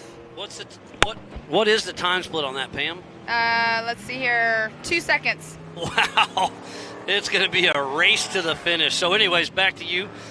We just went out that first lap just trying to get smooth through the first lap. That dust is, I can't even explain how bad the dust is. Like, we couldn't run the short course clean the first lap because it was so bad. On taking off. Yeah, on taking off. And then you get in the woods, and it literally, there's spots you can't see the front of your car. Come to a dead stop, and you're literally just waiting for a little clearing and start going to again. see which way to go, hoping you don't get rear-ended. Yeah, I mean, I think everybody's being pretty cautious about that, but it's the worst dust I've ever driven in for sure. Yeah, it looks pretty bad out there, especially like right over here. It's getting really silty whenever you're getting ready to come back into the short course. It looks bad out there. No, it's bad, but. And I heard some that Chris's grandpa passed away. That's why he wasn't able to come out here. So my thoughts are with you guys on that. He's not here with you. Sure, he appreciates it. Andy stepped in, did a good job. I mean, we had a pretty good first lap, but. It'll be interesting to see how this plays out. It's literally, a lot of it's just luck of how your visibility is. And there isn't much visibility out there, is there? Again, tough break for what happened out there. But you'll get the car back together. What'd you end up breaking? The steering cylinder, the hydraulic cylinder on the front axle, all the fluid shot out of it. So you clipped a tree then? No, we just happened right here on the short course. Just landed this jump, went to make the corner, and no steering, and then unfortunately the car caught on fire too. But we got to put out real quick. Just all the oil on the exhaust, you know. Okay. But, well, I mean, that could always be worse, it sounds like. I mean, if you're going to have a failure like that, at least you're close. At least you got the fire put out. Just tough break on that situation. Yeah, and I think we actually signed up for the knockouts later today, so we got spare parts. We're going to put it back together and see if we can at least heck yeah. get a little bit of time in the car this weekend. You know? That's what Chip is doing, too. Chip was just in here. He did hit a tree, and he's going to fix some steering on there and try to get back on the, sounds like 4401 pitted to hydrate. No mechanical issues, but 4401, is that Jensen? No, that's Cade Rod, isn't it? Yeah, no, that's Kirk Jensen. Kirk so Jensen. He pulled over just because they're hot. Yeah, I mean, there's not a spot you can take a drink out there, so it's pretty crazy in that car. So I'm going to go run through the top 5 right now. We have Vaughn Gittin Jr. in that number 1 position, Paul Wolf in the number 2 position. Eric Miller has now moved up into that number 3 position. Darian Gomez in 4th, Lauren Healy in 5th, Josh Bleiler in 6th, Levi Shirley 7th. And those are the top 7 that have gone through, and they're out on lap number 5. So what was your favorite part of the course, or could you even see it? My favorite part is probably just the short course, just because you can drive the car, you know, to your ability in the woods. Literally is just driving what the dust would give you. So, you know, I mean, there's spots. We're behind Bailey Campbell for a minute there, and 10 feet apart, you can't see her, you know. So, but yeah, I mean, the short course is always fun here, and there's a couple spots you can open it up, and that rhythm section there in the knockout area is kind of fun. Oh, we have. Who is that in the hot pit right there? It's a Bronco, but I can't tell which one it is. Oh, that must. Is that the number 80? Well, it's either Josh Barkey or Lauren Healy. I can't quite tell. Oh, there is some orange on the front. I think that. Very similar cars. Both Triton Engineering Broncos. I think that's Josh. And just getting a little feedback from Cameron Gilbert, Casey's brother. They had some RAM issues, so he's heading back to fix it right now. Came back to the pits, got a RAM, and heading back out in the woods to fix it to keep going. Same problem we had. So why aren't you getting your RAM and heading back out there? Well, mine's over in the pit over here. Too far away, huh? I was trying to see if it would make it there. Probably drove it 100 yards further than I should have. Uh-oh. But, oh well. Scott just said that both Lauren and Darian Gomez have slowed a big time just because of the dust is so thick out there. So that's starting to play its issue for sure. Yeah, I mean, a lot of it's not worth not worth totaling the car trying to push too hard. There's more races coming up here pretty quick. So yeah, Ryan Few with Nitto said Lauren did lose the back of his Bronco there in the pits just to cool down. So, well, Tad, always a pleasure. I'll let you get back out there. I hope you get that car fixed. We'll see you tonight at 6 o'clock for the switchback race. Yeah, I'm excited to watch that one. All right, good talking to you guys. Bye. Thanks, Tad Dowker.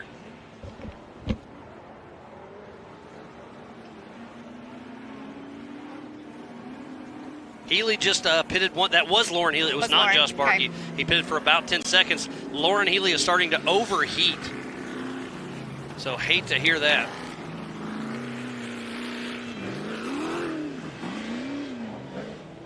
Miss Bailey Campbell over here making a pass. We got Mr. Terry Madden, a Mid-America Outdoor brand ambassador, getting ready to hop on the mic with us. He raced in the Can-Am UTV class just a little bit ago. How you doing, buddy? I'm great. How are you today, Miles? Oh, doing great. It's been a fun, hot day, and we are over halfway through this 4400 main event, and what a great day it's been. Oh, it's great. It's dusty, I tell you, Miles. The back sections in the trees, they're not enjoying some of it, I guarantee you. It's dusty. It's nasty. Panama have been talking about how nasty the dust is out there. Yeah, it's one of the worst. And that's unseasonable and rare for here. Jason was saying the other night that we're in a major drought. Yeah, I mean, normally we're worried about getting rained out. And last year we had multiple thunderstorms during Visions, and this year we were working. It must have been on Tuesday or Wednesday, or Monday or Tuesday. We were praying for a little rain. Monday, there we go. A storm came through and broke. As soon as it got here, it sprinkled for 10 minutes, and that's it. Well, you remember years ago the crossbar race we had where we actually went and bought floaties and got the tornado and the 2 foot, it seemed like, a rain. And yeah, so Oklahoma's just unpredictable every now and then. So we were talking strategy earlier this week. You wanted a top 10 finish and you got, I believe, top 6 if I'm not mistaken. I haven't honestly looked. Yeah, I'm pretty sure you're. I was a you're little frustrated. I should have pushed a little harder in qualifying and didn't. We went out and just kind of tried to run clean. We didn't have any flats, didn't stop, didn't get past, and just ran where we ran in the dust. So I saw you racing the other night, Pam. Yeah, I raced last night. I did the heat races the night before. It was a lot of fun. I love this short course. I really want to come here at some point and actually race short course race here. Yeah, it was the first night the car, for the heat races was the first time I'd ever even driven the car. I hadn't even been on the track. So it was all completely new. And then last night was obviously my second time on course. But there were some adjustments made to the shocks, and we changed out the tires, and it completely drove different last night. I don't have front, it's just the stock Can-Am lights. They weren't super bright for being that dark, but it worked out okay. Made some passes, had some fun, shook the car down for the kids, so. I don't know if it was any different than today, though. Today in the trees, no amount of light or anything mattered. You were straight driving by Braille. And then when the dust is blooming like that so much, the sun's coming through the trees, the shadows and all that just plays tricks on you. Here's Chad Hunt and Corey Day getting ready to drop down the switchback, and there is Lauren Healy at the Recaro Rise, still pushing so hard, but we're hearing he's having some overheating issues. Looks like Lauren's running 5th. What do we got here? He's Catch running me fifth up. right now. We have Vaughn Gittin Jr. in that number 1 position. Paul Wolf in number 2. Eric Miller has moved his way up to the 3rd position. Darian Gomez in 4th. Lauren Healy 5th.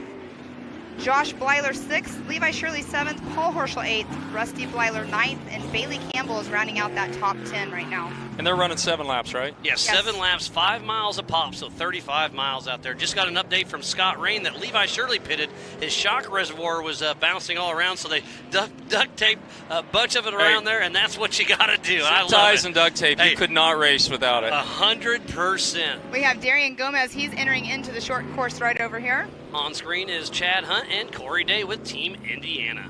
Where's Marcos at? I haven't seen him in a while. I talked to him last night, and he was real excited about this race. Sounded like he was going to run the rest of them. Awesome. Yeah, he's actually pretty good in the points this year. So if he can run strong, remember this is a double points race. So your 6th place position is really going to help you out. So the fact that Raul won Hammers is his catalyst. Those brothers are pushing each other. Oh yeah, and Raul's like, I'm the king. I don't have to race the rest of the season. Sounds about right. We went and toured their place when we were up there at the Stampede. Amazing it was shop. fun. It was fun. Amazing shop, absolutely. Amazing but it was fun ribbing the brothers and like, oh yeah, that's all he talks about. I'm the king. Every morning meeting. Did you see what he did with the scepter? Oh, it was beautiful. Gorgeous. Gold plated it. Yes. And bedazzled. And built an amazing base for it, and then caught up all the names and put it all on a plaque so it travels like it should. Names and co-drivers. Yeah. So Paul Wolf has now taken back over the number 1 position from Vaughn Gittin Jr. And there is a 3-second right on the short gap. course there, right here behind me.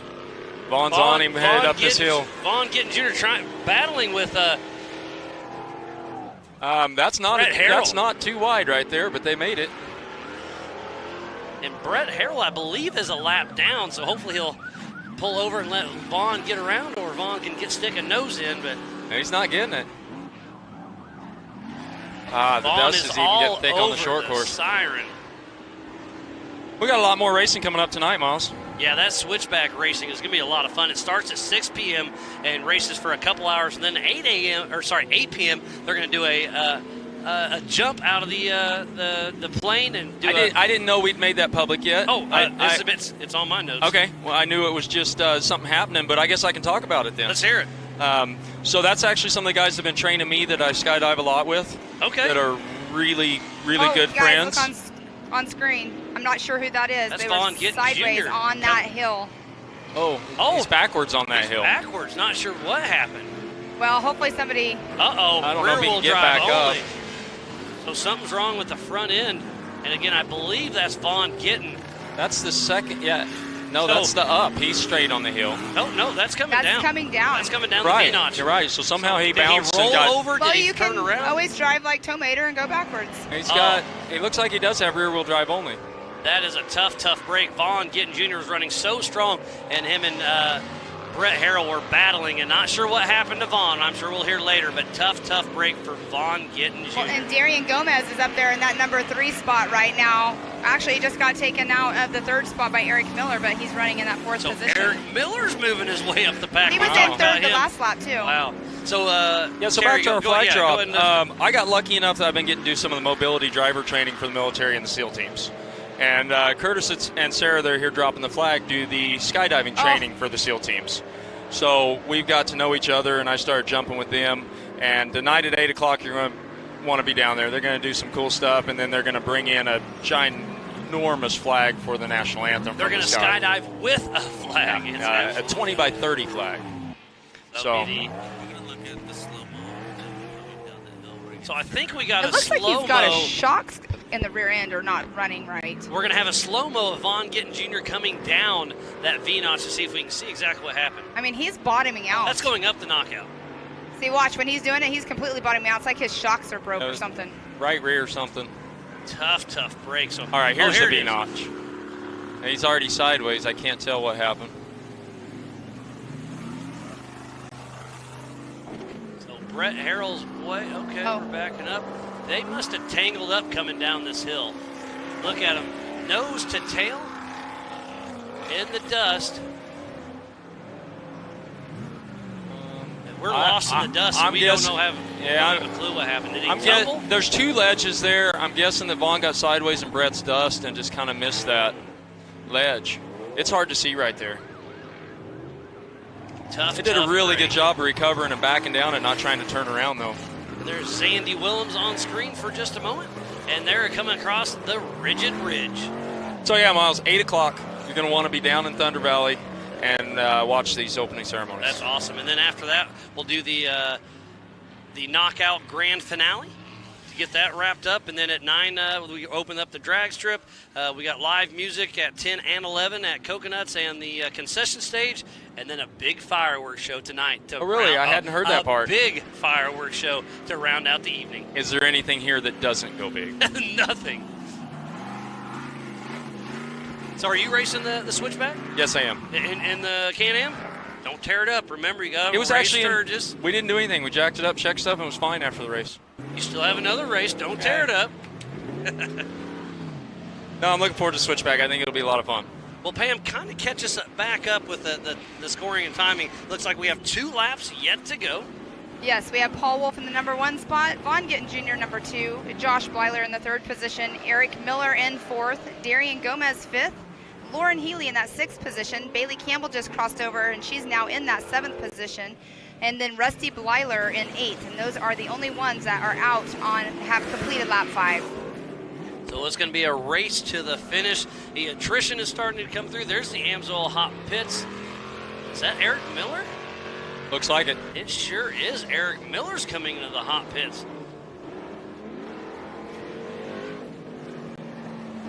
It looks like they're probably pulling the front hood off. He may be having some overheating issues as well.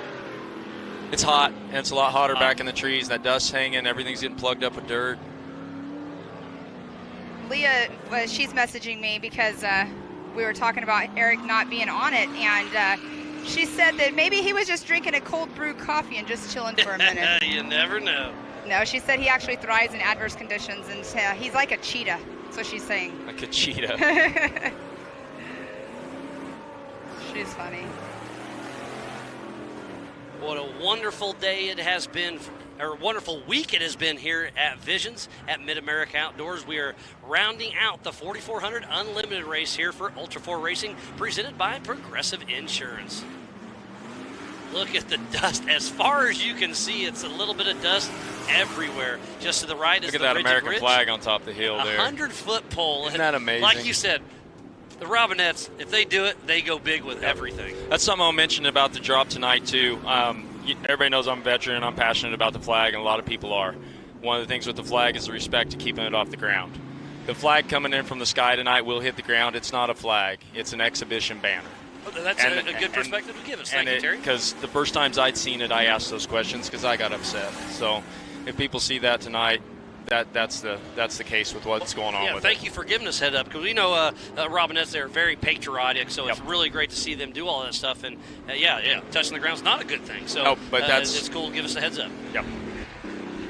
There's one of the Bleilers blasting by the Amsoil hot pits, and this is a great section to see because they can get up over 100 miles an hour on the left, and then on your right you have to do 25 miles an hour if you are in the Amsoil hot pits. And Josh Bleiler has taken over the number 3 spot, so he's been a sleeper out there, and he is now in the third position. And that's when they came through the start-finish last time. Eric Miller was just in the pits, so Bleiler even has Miller about another minute or so also. And Bleiler, his last lap time was a 9:17. And so remember, they're picking it back up a little bit out there. Don't forget, you can go to live.ultra4racing.com for our live timing. Get that MAO app. Go to ultra4racing.com/live. Get on the Ultra 4 and MAO Facebook and YouTube. Share it. Start a watch party. We are about to wrap up. 2 laps to go for the 4400 main event. So I didn't look at any timing at all day. How are those lap times stacking up to the UTV lap times? So the fastest lap time was Paul Wolf with a 9:03 in his Can-Am, and then Lauren Healy, his first lap of this race was at 8:28. But now they've been over 9. That was clean air. That was clean air. So there hasn't been one sub-9 since. So there's one sub-9 or sub-9 minute run, but that was with clean air. And how many cars did we have on course starting this one? 38, I believe. Maybe 39. So they were into lap traffic by the second lap. By a second, the lap and a half, yep. Yeah. Which is about when we got into it in the UTVs. Yeah, well, you guys had 58 UTVs out there. That was pretty wild. There was Chad Hunt and Corey Day. I believe that's Roger King coming into screen.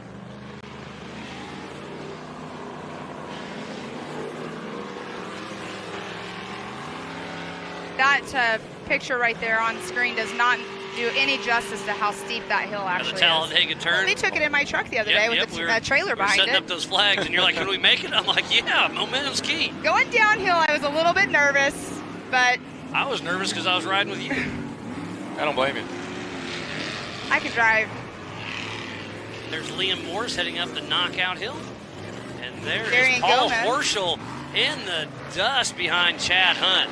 Yeah, that's a tough one. I heard Horschel go by behind me and didn't even have to turn around. Yeah, you can just hear the horsepower. That car, God, it's got a distinctive sound, and it's so impressive with horsepower. Yeah, it's like the Campbell cars back in the day when you'd hear them go across the desert, and it was the only thing that ate into one. That nothing ever sounded like them. So Paul Wolf just came through, and his lap time was at 9:39. So 1 lap to go. White flag. He would have got the white flag. White flag is out for Mr. Paul Wolf.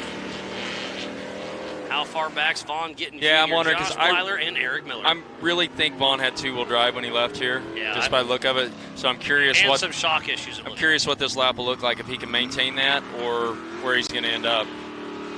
It does show that he just clicked at 5.5 wherever they have the other B loop at before anybody else. So he is still moving. I'm not sure where those loops are at. So he's still physically in second position. Yep. So that means he didn't stop, didn't try and work on it. He's just going to try and push through in 2-wheel drive. That's all you can do. Which, with some horsepower on this course, I don't think it's a problem to push through. I think he can, it's a disadvantage, but I think he can. Well, he's right here getting ready to enter into the short course. That was Lauren Healy, I believe. So Lauren Healy got around Vaughn Gittin Jr. Well, no, that would have moved him up. That's got to be Vaughn. That would have moved up Lauren several spots. Yep, you're right. So Pam's got that I told you so look on her face right now. I do. It was very, very clear. It's the color. It's the bright colors.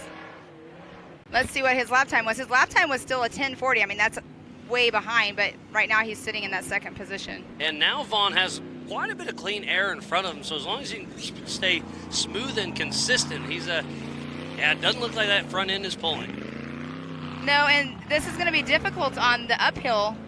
Now, Vaughn's a drift driver. He's used to driving loose like that. Look, when he's landing, he's having major shock issues. He does not have rear shocks. He's trying to still throw it in the corner like he normally is used to, but it's not quite working exactly like he likes it. Yeah, and that could be partially heat as well. I mean, these shocks can boil over with all the heat that they're throwing at them. They kind of get heat soaked, just like it sounds like Lauren Healy's engine's getting a little heat soaked. Paul Wolf is on screen right now on the knockout. Look at the drone just chasing him down as Paul Wolf is on a mission. So do we have anything after this, or we have a window until 6? 5 p.m. is the Ultra 4 awards. We're giving away some Ditto trophies. And then 6 o'clock's the switchback knockout race, single elimination. Lauren's coming across the line. See where that puts him in the number 3 position. But that's physical. I bet you on adjusted time. No, adjusted time. Well, yeah, we'll see when Blyler comes across. Yep. I think Blyler's doing pretty good. Looks like we have somebody off course right there by the Bronco Falls. I'm not sure who that was. So Scott's let me know that Miller, when he was pitting, he was a couple quarts low on oil, so he's obviously hot as well. But they, my phone just froze on. And on screen Better is he Paul ingested Horschel. some dirt and he's burning some, which would not be unlikely here. So he jammed a rag in the power steering reservoir and kept going. Power steering oil. Power steering, okay. And then Liam Morris is pitting for the 3rd time, left rear flat. So power steering issues for Miller, but he's still moving pretty strong. Levi blew a front diff when he came in. And so Josh Blyler did take over that number 3 position from Lauren Healy on adjusted time. So Pam, it looks like somebody rolled over in front of Levi, and Levi hit him and blew his front diff. So tough crack for Levi. Hey, wait, this looks like it was Casey Gilbert, possibly. Just jumping. Yes, it is. He had some steering rack issue of some sort. And there is... That's Sean Reisky, wasn't it? That was a TMR car, so that may be one of the Canadians, I believe, one of the new ones. I did see Derek Starr on screen just a few minutes ago. So that was at the Recaro Rise, but we are following, I believe that's Vaughn getting Jr. Yeah, looking at these lap times a little bit here, Lauren and Blyler are running real consistent, but Vaughn being off a little with whatever he's got trouble in him, they got a chance to squeeze that 2nd spot. The real battle right now is between Lauren and Blyler for 2nd or 3rd. Paul Wolf's starting to walk away with it. We were saying getting a little bit of clean air. Front, and I couldn't tell if that was Marcos or Darian just now on screen. I'm pretty sure it was Darian in the switchback section. Casey Gilbert on screen. Yep. If you're just tuning in, we thoroughly appreciate each and every one of you. We are here at Mid-America Outdoors during Vision Weeks, and this is Ultra 4 Grand Finale presented by Progressive Insurance. And there is Lauren Healy going up the knockout hill. Let's give a huge shout out to Holly, Lasernut, Griffin, VP, Nitto, King Shocks, King of the Hammers, Progressive, 4-Wheel Parts, Optima, Monster Energy, Bronco, Ford, Can-Am, Amsoil, Method, Axial, PCI, Spider Tracks, Recaro, Baja Jerky, ARB, Rigid, Brannick, Tread Lightly, Action Sports Canopy, Warren, Factor 55, HCR, Yukon, MBRP, and Off the Grid Clothing are the official sponsors of Ultra 4 Racing. And we also need to shout out some MAO sponsors, Ultimax Belts, 360 Wraps, the Off-Road Syndicate, and Mid-America Outdoors. So again, please support who supports the sport. With all these amazing marketing partners, we would not be racing here during Visions at Mid-America Outdoors. I believe this is Josh Blyler on Bailey Campbell's tail coming through into the short course right now. So we'll see where that puts Chad him Hunt. on adjusted time. Chad Hunt on screen. At the Recaro Rise section. I'm getting a message from Tim Hooper. He said their car started running bad. It died in a turn and will not restart, but they have a great view of the short course from the roller they're on. Oh, I hate hearing that, but hey, take being advantage positive. of what you got. Good old Tim. So Eric Miller has dropped down into the number 7 position. He was running up there in that 3rd there for a while. Looks like Bailey Campbell moved up to 5th, but is that Rusty Blyler that was in 6th right on her? Oh, look at that. That must be the car that we heard that rolled over in. Ouch, look at that door bar. Oh, that was Patrick Peterson. That was Patrick Peterson, yes. So Dave Taylor is letting me know that, yes, Casey Gilbert had a steering ram issue after hitting a tree, but he's back in action. Thanks, Dave. Oh, he's blowing the corner. Got around her and then blew it. Driving too hard in the turn. He got over in that fluff where it's really loose. There's no braking once you hit that fluff. Which Blyler was that? Was that Rusty or Josh? I'm that really was Josh. not sure still. See, you're just as I am. Well, this isn't my job. It's your job. and I try my hardest, but you never know. Yeah, because Josh Blyler's up there in that number 3 position. Yeah, so adjusted time is Paul Wolf, Vaughn Gittin Jr., and Josh Blyler. And then Lauren Healy's not too far behind. Bailey Campbell, Rusty Blyler, Eric Miller still in the mix. Just changed it up. Cody Hardesty is in that 6th position. Cody Hardesty is moving his way up. Rusty he had Blyler? the fastest lap at AOP. He's a young man. Him and Chris Wyant are running strong with that TMR buggy, and I expect to see good things from Cody Hardesty. And it's so cool to see a low-budget team, just a grassroots guy running with the big dogs. Love it. There's the Recaro Rise. Now we're back here to the short course. And that is Cody Hardesty as we speak as they head up and around the Talladega turn. See our Ultra 4 flags at the tip top of that.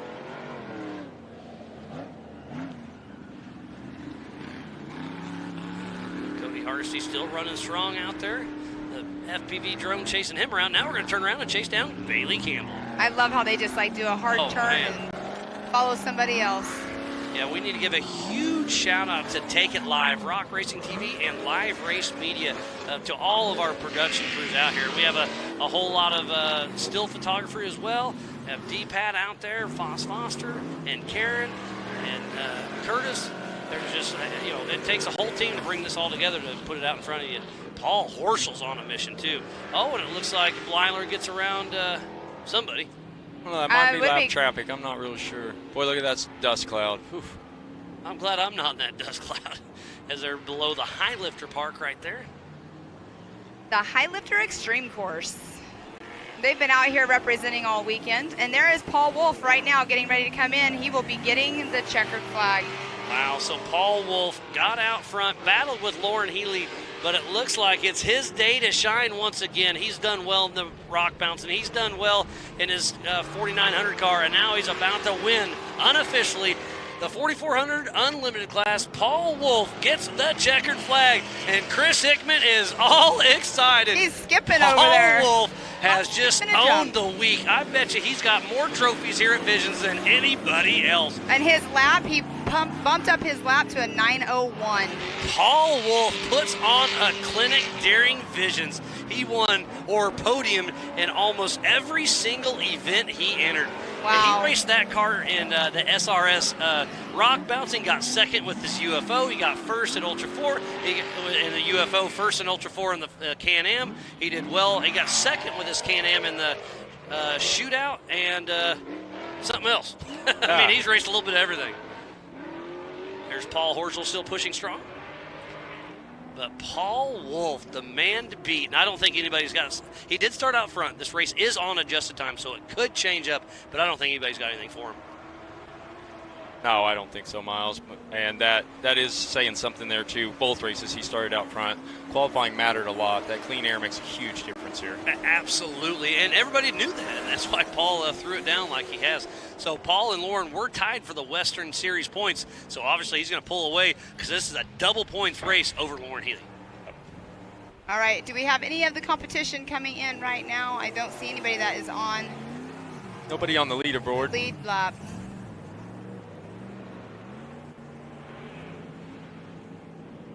That dust is brutal out there. That is Brett Harrell right there, though. Yeah, but he'll be coming in for his lap 6. And I believe this is Grand Prix once again since Paul Wolf grabbed the checker. I think the checker's flying for everybody else as well. And it's not. They're going out. It's not. They are going to keep running. That's we great. are under time. I mean, we still have another hour and a half to race, so I'm glad JT. Yeah, let them run. Let them run. That's why they came here. So shake it out. Paul Horschel still running strong.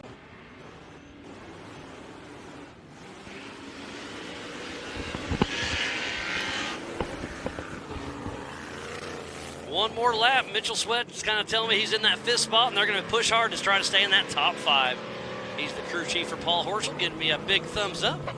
There's a great shot of the Amsoil hot pits where Scott Rain's been hanging out all day. There's that Jumbotron out there. It looks like the dust got better out there. I know they were throwing the water truck. Look Well, at then I spoke too soon. So coming just past that left they're going into now, and then you head down the hill to come back across the ridge, it gets really blind. Does it? Yeah. It's like, just how long do I stay in it before I check up? Yeah. And yeah, if you go off the rigid ridge right it's there, not gonna be fun. It would. Yeah, there's a little creek at the bottom, and and there's getting to be pretty decent ruts. Lauren Healy, second across the line, number 67, Fun Haver Off-Road Team, Lauren Healy. He was physical, but remember, this is on adjusted time. It'll be interesting to see how it shakes out, and how cool is that? Paul and Lauren were tied. Must have really going pushed into that the last lap. Here's and Vaughn. Now they're first and second, physical on course. Vaughn's coming in right now as well. And like I said, we think he's in two-wheel drive, so if Vaughn still did that well, they ran this last two laps. Super close. Is he going to bump out his team member, Lauren Healy? It's going to be close. I think Lawrence has it. Yes, he does. Unofficially, Paul Wolf, Lauren Healy, and Vaughn Gittin. But can Josh Blyler, Paul Horschel, or Bailey Campbell mix it up? I think we're going to run out of time. But this race is on adjusted time, so that is absolutely unofficial for now.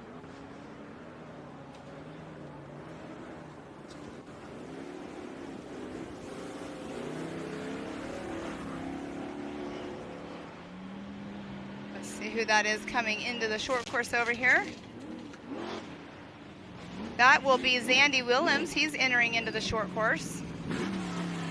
I got a chance to talk to Zandy for a little bit the other night. They're always so much fun.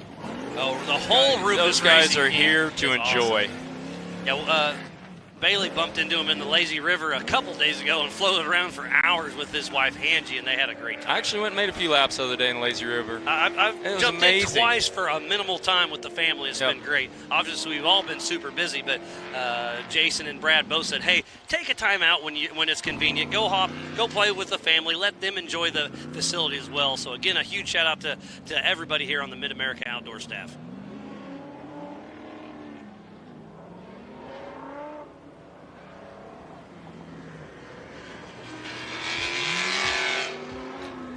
Sounds like Patrick Peterson did take a pretty good tumble, and his co-driver Ken did get knocked out for just a little bit, but he is okay. It's like we got Blyler coming in. Yep, must this will have be got around Mr. Bailey. Josh Blyler right here. Blyler got around Bailey Campbell and Eric Miller, I believe, so physically finishing in that fourth position. Where'd he start? Josh Blyler started in 11th, so I don't think he's going to mix up the podium. But he's pushing hard all the way to the finish. And he does not mix up the podium. Unofficial fourth spot. All right, we're going to have Paul Horschel or Bailey Campbell next. It's going to be interesting. Pam, Terry, it's been a great time here in the Nitto studio. I love working with you guys. It's been such a great race. It's been such a great day, and it came down to this. And Paul Wolf, Lauren Healy had a battle all season long. Every time they race together, they are neck and neck. It's great to see. And on screen right there is Eric Miller. He's in that Recaro Ridge area. So that means he's, I'm going to say, 4 minutes out or so. There's Bailey Campbell coming in next. We did not see Eric Miller or Paul Horschel. This race is on adjusted time, and Bailey started in 13th position. So Eric Miller started in front of her. Paul Horschel started all the way in the back, so Paul could take her. He could mix up the top five, but I'm pretty sure the 1, 2, 3 is going to be pretty solid. Unofficially, I believe it's going to stick with Paul Wolf 1, Lauren Healy 2, and Vaughn Gittin Jr. in that 3 spot. So a Nitto tire sweep. They have got to be stoked about that. They sponsored the Nitto studio here. They have jumped, feet first back into Ultra 4. They've been with us for a long time, and they've got to be stoked to see how this shook out. I'm sure Chris Corbett is back home or wherever he's at tuned in, but Ryan Fuse here trackside with a big old smile. I know we'll have Tiffany Stone up there, and we'll have a chat with them here in just a little bit, but we still have some racing yet to come. So Bailey Campbell is in that number 5 spot right now on adjusted time, but we have lots of cars still needing to come through. We got Casey Gilbert running strong. That looked like another Blyler car. Rusty may be actually got around Horschel. Yes, it is. It is another physically Blyler car. Finishing in that 5th position. 6. That's right. Bailey came around. Yeah, Rusty might have had a real good lap. But Paul Horschel started in the way back, so he can sneak in that top 5. But congratulations to Josh Blyler, Bailey Campbell, and Rusty Blyler for finishing a race very strong. There's the Recaro Rise section with a little bit of dust yet again. Just a little bit of dust. It has been a wild event, and we are not over yet. We'll be doing Ultra 4 awards. We'll give away those Nitto trophies here at 5 o'clock at the concession stage by the pool.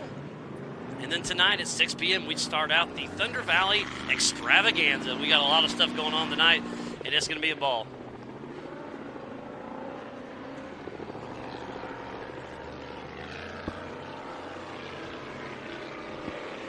Here they're coming down the little V-notch.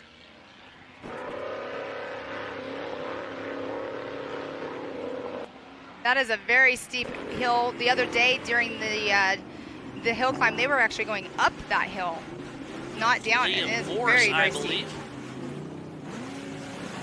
Josh Barkey coming into screen, heading out for another lap. But man, Paul Horschel, running on Lauren left front Haley, and left Vaughn man, they put on one heck of a show today. That dust has been thick all day long. We went live this morning at 7 a.m. Took a couple small breaks, but have been wide open ever since. Again, if you're just tuning in, this is the end of the 4400 main event for Ultra 4 Racing, presented by Progressive Insurance. Got a race coming in over the hill here. One going wide, one going low. That's Chad Hunt and maybe Casey Gilbert possibly. No, Casey Gilbert just There's went Horschel through. coming in. Oh, yeah. Paul Horschel pushing hard. And look at the dust coming down that hill. That's Eric Miller, isn't it? That could be. Because Casey Gilbert already came through, so Eric Miller has removed his hood. It's a Miller car. You're right. I think you are correct. Horschel is still on the move. Oh, Paul Horschel passes Eric Miller in the air.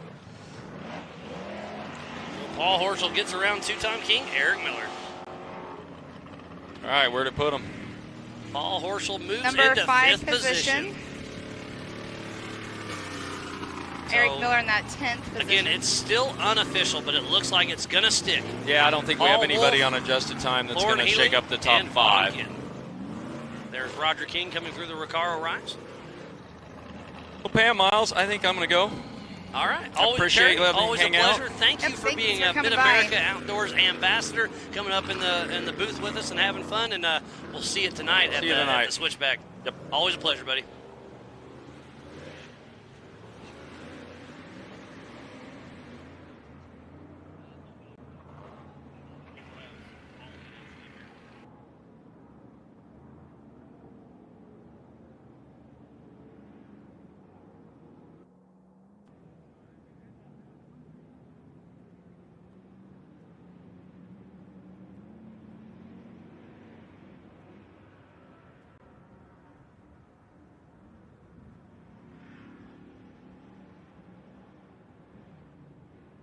There's Josh Barkey in that Bronco. Pam, what an amazing race that we have had. It has been crazy. Every race has been amazing.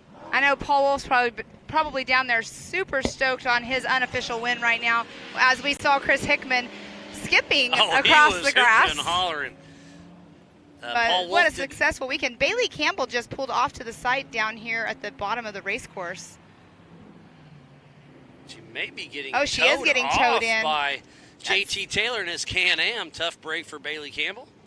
Oh, no, there's no toe strap, but something. Getting escorted off. I wish you'd give him a little love tap. Huh, that's interesting.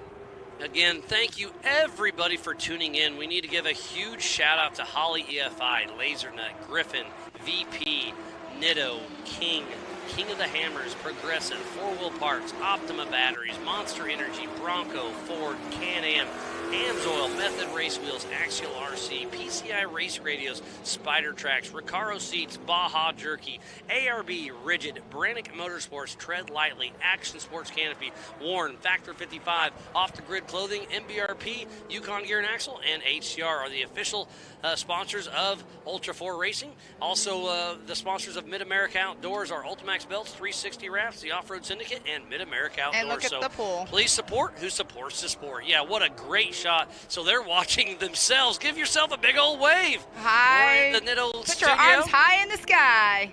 Put your arms in the air like you just don't care. There's somebody waving. Fun. The tubes just to our left is the Lazy River. But they are all hanging out, enjoying themselves. I have to say, just shy of 100 degrees, so they got the correct spot. That's exactly what I was going to say. I have to say I'm really jealous of all of y'all out there in the pool.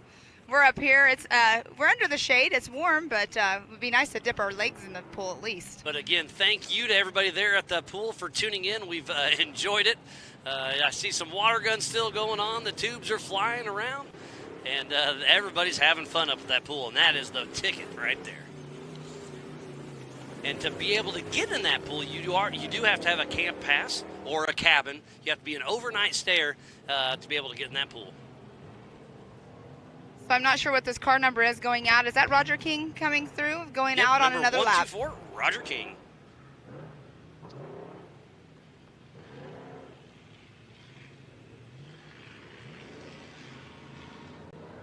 getting to know the names to the cars, but not the numbers to the cars so much.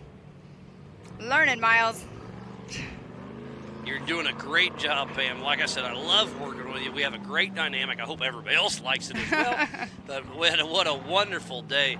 Oh, we have Ryan Taylor's right there, pulled off to the side. No, right? that's Kevin Taylor. Oh, Kevin Taylor. Ryan Taylor won earlier, remember? Kevin Taylor. Taylor. I don't know why I'm getting them confused. Hey, I get tongue-tied all the time. No worries at all, Pam. But yeah, I just now noticed that he's off to the side there. But let's just do this one more time. Well, not one more time. It won't be the only time. But we have Paul Wolf unofficially in that number 1 spot. Lauren Healy in 2nd. Vaughn Gittin Jr. in 3rd. Josh Bleiler 4th. Paul Horschel 5th. Bailey Campbell 6th. Cody Hardesty in that 7th position. Rusty Bleiler 8th. Chad Hunt 9th. Brett Harrell in that 10th position. And they have all completed all 7 laps. So we have Eric Miller. I don't believe I saw Eric Miller go back out on another lap, but we do have Zandy Willems right here coming through, and he'll be completing his last lap. Is he going to be able to sneak into that top 10? I don't know. Remember, this race was on adjusted time. They started side by side, 2 at a time in 20-second increments. He's got his siren going. Just excited that he finished the race. Good job, Zandy. And Diamond are down there having fun. Now they got to hop out of the car and go help Chip, because you know what? Chip happens. He broke the car once again. That put him in the 11th position, so it did not put him in that top 10. Hey, that's still a great run for Rufus Racing. And what a great aerial shot. We'll have a quick chat with Tiffany here in just a little bit. But Paul Wolf, Lauren Healy, and Vaughn Gittin Jr. There's Casey Gilbert at the Recaro Rise. You know who's happy right now about that podium? Ditto. Yep, exactly. A ditto sweep. And the Fun Havers. I mean, both of them. Yeah, if you can get 2 teammates, both teammates. Right. The Fun Haver off-road team, both of them are on there. That's awesome. Could be Sean Reisky still pushing. He raced in the 4800 Brannick Motorsports Legends class earlier on today. On screen right now is Roger King. I just have a visual on Reisky. It's nice that we can see it right here, and yes, it is Reisky for sure. How much fun is that? I wonder if he's doing the knockout later as well. That would be wild. I actually had somebody ask me about the entry list, if we have the entry list for the knockout. I do not know it. I don't have it, but at one point we'll get it out there to everybody. Sounds like Tiffany is getting close to have a chat with our unofficial winners. Again, we'll give away those Nitto trophies at 5 p.m. At the center of your screen right now at the concession stage right by the pool. So we'll get everything, make sure everything's official, but we'll have a quick chat with Tiffany here very shortly. There's somebody hitting the Yukon launch, and that is right there in Thunder Valley where tonight's going to happen. So Tiffany Stone, it's your stage. Nice job to you, Vaughn. I know this isn't necessarily where you and Eric want to be right now. Walk me through your entire weekend. It looks like you can create an entire fence down there in the front passenger. Yeah, we got nuts in the woods the last couple laps with dead cars everywhere. And, you know, you come up on them, it's fully dusty. You come up on them, turn and not hit them, then the guy stand out of the car. And that's what happened. We had to go through a fence and pick some things up. And, yeah, but, I mean, the weekend went great. You know, we qualified third. Lauren qualified first, obviously. Had a great race in 46, unofficially first and qualified first, and then coming in 44. We're running a clean, smooth race. We led a lot of the race on corrected time. Then we caught up with the leader, and we had a little disagreement on how we should be racing in the dust in the woods. When you catch someone at driver's meeting, they said if you're lit up, you already passed. 5 seconds, pull over and let the guy by, and our leader didn't want to do that. So, I was a leader, but the points or the position leader didn't want to do that. So, we just got in dust and basically just had to give it up. But I'm proud to be staying here. My co-driver Eric did an amazing job. His motor tires rubbed almost all the way through and still didn't get a flat with barbed wire on them, which is just a crazy testament. Just a wild race. It's one of those things. Super hot. The engine ran at 250 all the whole race, and Shell Rotel kept it cool, and it's just crazy. We're overheated, but we're proud to be here, and looking forward to hopping in the pool here at Mid-America Outdoors. So thank you all for all the love all weekend. It's been amazing. And talking about that, Eric, I just want to grab a quick comment from you. Obviously very dusty out there. It's very similar to the silt that we see out on the West Coast. Walk me through what the difficulties you felt like as a co-driver, but obviously pulled through. Well, it was good to have. We were the only people out there, only people on the podium with 4 eyes, and it was good. I mean, the dust was so bad that you would have absence of light in some areas, and it was good. We just kept each other going, and 2 eyes got us through the dust, and I mean, that's all we could do. It was just crazy out there. Awesome. Well, Vaughn, I know you got a whole lot of people that you got to thank for helping you this weekend. Yeah, I mean, obviously I want to thank, Ford Performance, No Tire, Optima Battery, Gear Wrench Tools, Shell Rotella Oil for getting our rigs here and dealing with all this crazy hotness. Project X lights, they're game-changing the light industry, and Monster Energy. We've been partners for 14 years, and damn, I needed it this weekend. All right, well, I'm going to let you guys get to it. Like we said, the pool's open. It's about 92 degrees here right now. Go enjoy yourself. See you guys for the rest of the weekend. Thank you. Heading over here to talk to Mr. Lauren Healy. Lauren, like we were talking about, the weather is just super, super crazy hot. How did you keep everything together? I really didn't. As you can see, the top's off my race truck, and it was brutal. We sat in the cars for about 30 to 45 minutes trying to explain some course changes, and I mean, it kind of killed me right out of the gate, and it melted my PDU. It wouldn't reset, so I took off the line almost in limp mode with my coolant temps and transmission temps at like 260 and 310, and so I was like, well, I'm gonna run at this limp mode pace and see if I can't try to run pace with the guys. And I knew Paul was behind me, but I was keeping him behind me, just race strategizing and trying to keep him behind me. And it just kept climbing. My motor was almost at 300 degrees, and I was like, I got to pull into the pits. We got to figure this out. And so the guys yanked off the top. We tried to cool it back down again. Still wasn't going. I actually pulled into the pits a second time on like lap 4 or 5 or something. I think it was lap 5. And I was pulling in to call it quits. These are expensive engines, expensive race trucks, and I couldn't justify burning it down. I just kept dropping places. I was 4th or 5th or 6th or something about that time, and I just couldn't justify it. As I pulled in there, my guys, I'm trying to reset my PDU on my dash and trying, and it just is locked up and melted or something. They auto reset relays, and finally, as I pulled in there, I'm smashing it, and the guys are like, "Hey, fans just kicked on," and so, I pulled back out of the pits. I'm like, "All right, I'll give it just a few more minutes," and the temps finally started to drop, manageable. Like it still was pretty bad, but at that point, I was able to pick up my pace and start picking cars back up. I got back in front of Eric, Blyler, Darian, and could see Vaughn and Paul and I knew I had to get by them if I wanted to try to beat them. But if I had one more lap or 2 more laps, I probably could have made it a race again. But this is one of the most challenging races I think I've ever been a part of. The conditions were insane. The heat, the temperatures, the dust, the amount of cars on a 5-mile track. Like, this was gnarly and quite a challenge, and really goes to show how good we have to be in shape and take care of ourselves to be able to endure something like this. So stoked to be up here.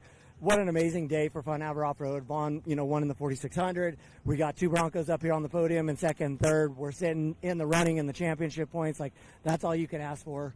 This park is really amazing.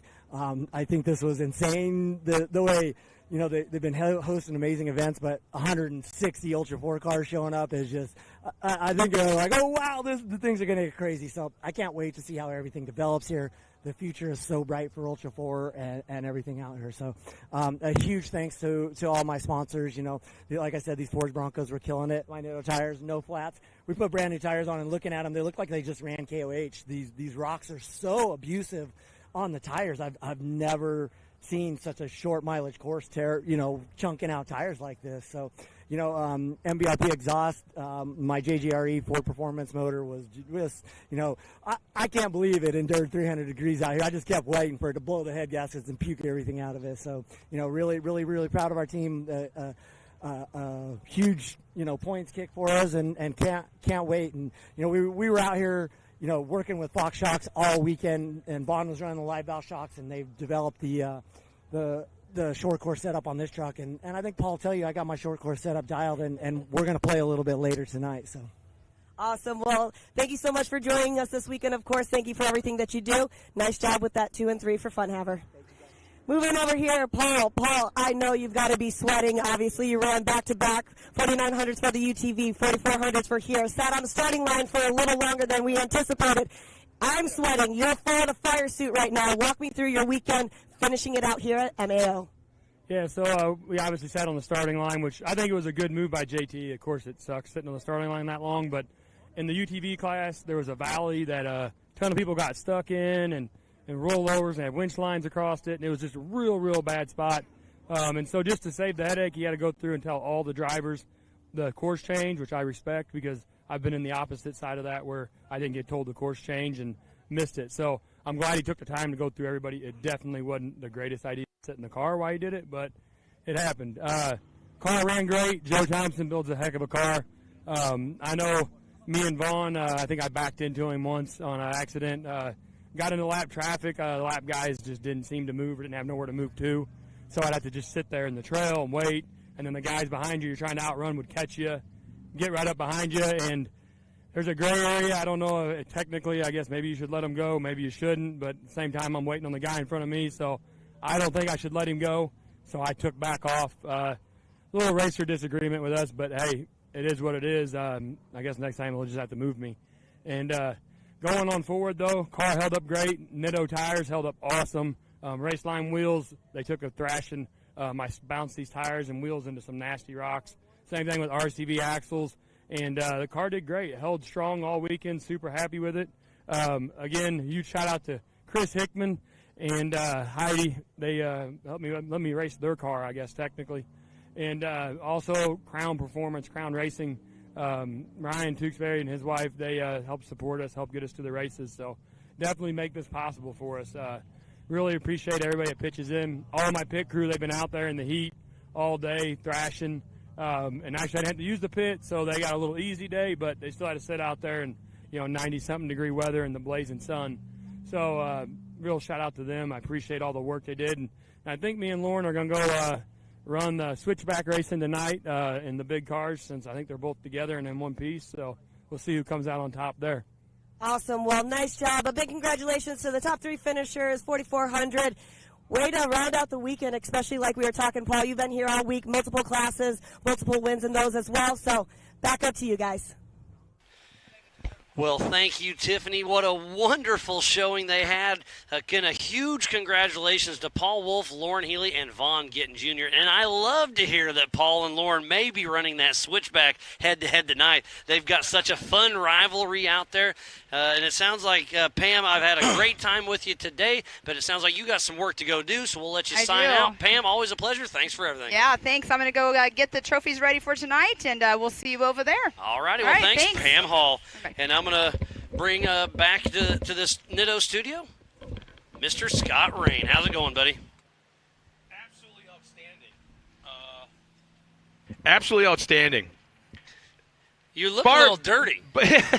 Bar the heat, bar the dust. The pit crews up there were so fun to hang out with. Just having fun. We ran out of gas in the generator that runs the Jumbotron. Oh. But they all pitched in and how cool is that? Filled it up with race fuel, even. Yeah. They had to sit there. And, well, we got to sit here and do something. So we got what? We can't miss the start of the race. And look at this. Now that the 4,400 race is over, look how jammed up that lazy river is. I really can't. I got to take a couple of showers before I even think about getting there. They've got an outdoor shower right there at the facility you can get in. Oh, and there's the kids having fun in the splash pad. Well, how was it for you? It was wonderful. I mean, it's been a long day, but it's been a great day. I mean, the drivers put on such an amazing show. The Take It Live, Rock Racing TV, and Live Race Media crews did an amazing job to bring all this live action from this 1,600-acre park. There's very minimal downtime. I mean, there's so many cars out there on track. There was something going on all the time. You know what works for me? It tells me a lot about this facility, this racetrack that we were on today specifically, that even though it was right around 100 degrees, a little bit of a humidity, on and off wind, so either the wind carried it into your face or it just hung out there on top of you. All that considered, the drivers that I talked to up there, the crews, love this place. Yeah, and absolutely love it. And it's like, that tells me a lot. Yeah, it's an amazing facility. I mean, Jason and Gayla Robinette have an amazing facility here, and they do whatever it takes to make everybody happy. As we're watching Casey Gilbert still going out for another lap. He had some steering issues earlier on today. He ran back to the hot pits, got it, went back to the woods, fixed it, and he's out there running. That's pretty cool. Oh, no kidding. And I actually thought that once the checkered flag came out, that's what I was told, but obviously we got another hour till this race is supposed to be over, so JT's like, hey, they paid the money, the track's open, let them race. Sounds like Eric Sanchez is tuning in. Thanks for checking on us. Yeah, this heat really well, luckily, and I say that in all seriousness, luckily it's been fairly overcast. Yeah, no, today has been – there's definitely been the sun popping through, but this morning was beautiful, that overcast. Yeah, that's one way of putting it. Oh, Derek Starr, I believe, just crossed the line all the way from Canada. You know, it was really neat up in the hot pits. It's not a matter – for these teams, it's not a matter of a truck pulling in with a couple of tires and maybe a CO2 tank, and, to run the impact or anything like that, and maybe a toolbox. These teams were pulling out the tables, putting a tablecloth or a table cover over it, setting up the wrenches that they would need in size, putting all the tools, all the supplies, all the oils, the fluids. It was almost like a store shelf. That's awesome. And that way when they come in, you're ready. One jack on one end of their pit spot and then another jack on the back end, and they had everything covered. And I'm not talking like just one or two teams. It was very much a orchestrated method of pit stops, but it looks like you got something. I'm trying to pull up the timing, but it's not working on me right now. Internet's kind of crashing out on me. There we go.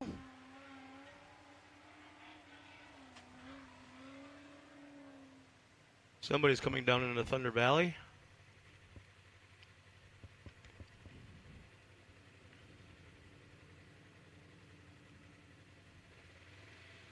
Hey, Miles, just to verify, the switchback and everything, that's being announced from inside that trailer, right? That was my understanding, but it sounds like they'll have live people down there as well. But my understanding is a few of us will be up here. Okay. And we are looking at Thunder Valley as we speak. And at 6 o'clock tonight, we kick off with the Extreme Switchback Knockout. That's going to be a side-by-side drag race. We have 16 Ultra 4 signed up. They have mega trucks. We have rock bouncers. We have a pre-runner class. So you can run your rental car if you wanted to, Scott. You look at me with a raised eyebrow. No, dude. The Mustang would not survive probably the first rock I would hit. Hey, every car's got one good jump in them. Yeah, and a whole lot. You know how many warning lights are in the dash? All of them. That you don't know are there until you do something stupid? Dude, there's like 3/4 of the lights you never even know are there until you do something stupid. Light it up like a Christmas tree, huh? Oh, boy. And I was just looking if the airbags didn't go off. Yeah, made it all the way up to the Amsoil hot pits in that unit. Yeah, uh-huh. I went all the way around the outside. Long way but around. First thing this morning, though, I did go up through Thunder Valley, up that way, believe it or not. So what else is going on tonight? We got the...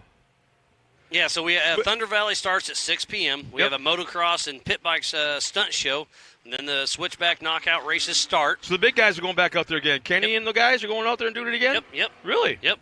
And then at 8 p.m. we have opening ceremonies for Thunder Valley Skydive flag presentation, and then right after that will be the Thunder Valley Finals.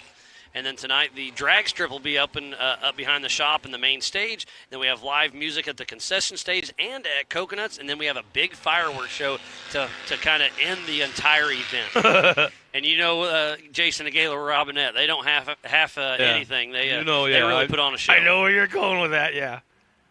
So I hope the kids have been at the pool most of the day. So I hope they get to go home, take a quick little nap in the air conditioning, because I'm going to drag them out to the fireworks show tonight. I think it's hotter down here than it is up there where the hot pits were at. It's warm up here, buddy. Man. Yeah, you're giving me grief about I'm sitting in the air conditioning. There is air conditioning, but I'm not sitting in it. Jim Marsden's tuning in once again. Oh, no kidding. Jimmy! And he's saying Paul Wolf's the man. And there's Quentin Hilburn and James King on screen. Jim and I were talking about 5-6 months ago about trying to get him to come out here for this. That's a possibility. I think we'll see him sooner than you think, I hope. We started making plans about me going over to see him a couple months ago for the Green Bay Packer games playing in London, and he was all about it. Never seen a football game.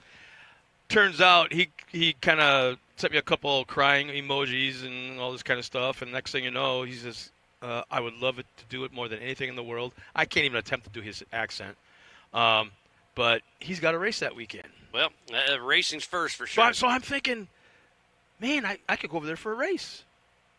But it's like, well, here's the thing. I can't go across the seas, across the ocean without my wife. You can't go on a trip like that without. Yeah, no, I get that. So take her. No. Wow. No. We got a lot of stuff planned again, coming up in the next few months. So we'll just have to. So what's been your favorite part of this Visions Week there, Scott?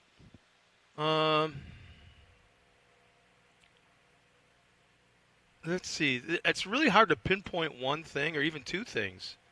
I kind of, I'm an announcer, and I got a big mouth and all that kind of stuff. But there's times I like to stand back and watch, and just watch that and makes listen. Two of us. And the camaraderie of not just the racers and the crews and that, but the staff here. They've been amazing. They're always asking, can I do anything to help you? Exactly, and it's like, that is so cool to see, and it's not fake. Yeah, it's not pretend. All hands on deck. I mean, you helped us put a bunch of feather flags together this week. I mean, everybody's been pitching in to do a little bit of everything. I mean, it takes a team to make it happen. Here's what I feel bad about is I have a 7 a.m. flight tomorrow morning. Oh, that sounds early. Yeah, in Tulsa. So I feel guilty about doing that because it's like I feel I should stick around for the next day or two and help tear down everything. Yeah, we'll see how it all shakes out. It's very possible I'll stick around. Never know. But I kind of like the idea. I really enjoyed, maybe it's the age of me and the fact I'm a grandpa now and all that kind of stuff, but I really like watching the kids. Out there in the podium, on the racetrack, in the prep. I mean, just all the different disciplines that they're involved in. The hill climb. Didn't they have a challenge too? Oh, yeah. No, they did hill climbs. They had rock bouncing. I'm going to say probably my favorite part of the week has just been having my family here to let them enjoy the entire facility because obviously I've been coming around King of the Hammers Ultra 4 for a very, very long time, and they've never been able to come just because when I come I'm busy, and I don't want to just have them, ignore them and leave them wherever. Well, I'm doing that right now, and they don't care. They're having a blast. Hello, Lazy River. So Scott, I'm going to kind of let you know that Jim Marsden is coming to Crandon, and me and him will be announcing the Ultra 4 race in Crandon. How cool is that? Very, very, very awesome. That is so neat to hear. I wish I was going in the worst kind of way. And he told me to tell you to come join him for in Portugal for King of Portugal as well. Yeah. So yeah, it'll be fun to have Jim in the booth in Crandon. There's nothing more I would love to be than to be his tour guide around Crandon and that'd be the awesome. area and that place Lake is cool. Watauga and all the cool little bars and restaurants and there's a lot around there. It's a very cool area. That just puts a smile on my face. Yeah. So Jim, we'll see you in just a couple months. Yeah, I'll be here. You'll be here at Mid-America. So I won't be able to even go to Crandon as a spectator. But that's very, very cool. There is Casey Gilbert still running. Again, he had some steering issues early. This should be his last lap, right? I think so.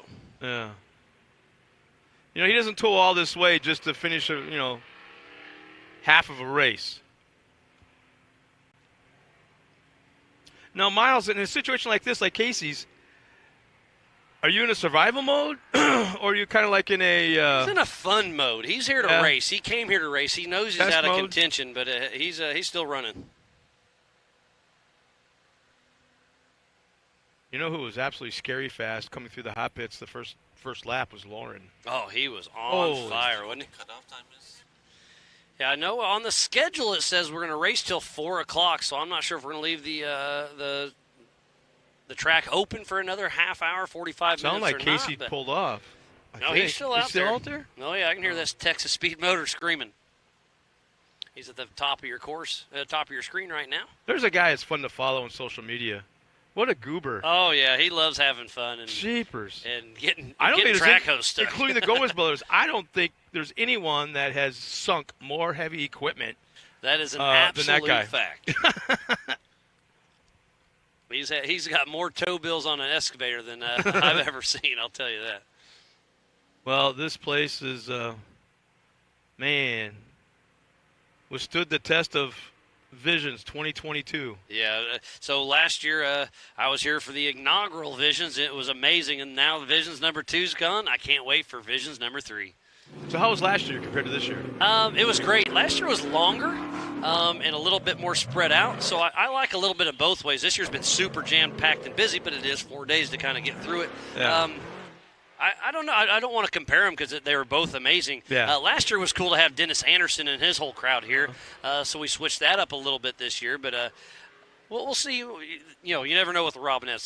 They'll bring something together with the Mid-America Outdoor Crew. Mm-hmm. So they like throwing a big party for everybody. Again, this is not a racing park. It's an off-road park, family friendly, and then we race to bring in. So, it's a destination. There you go.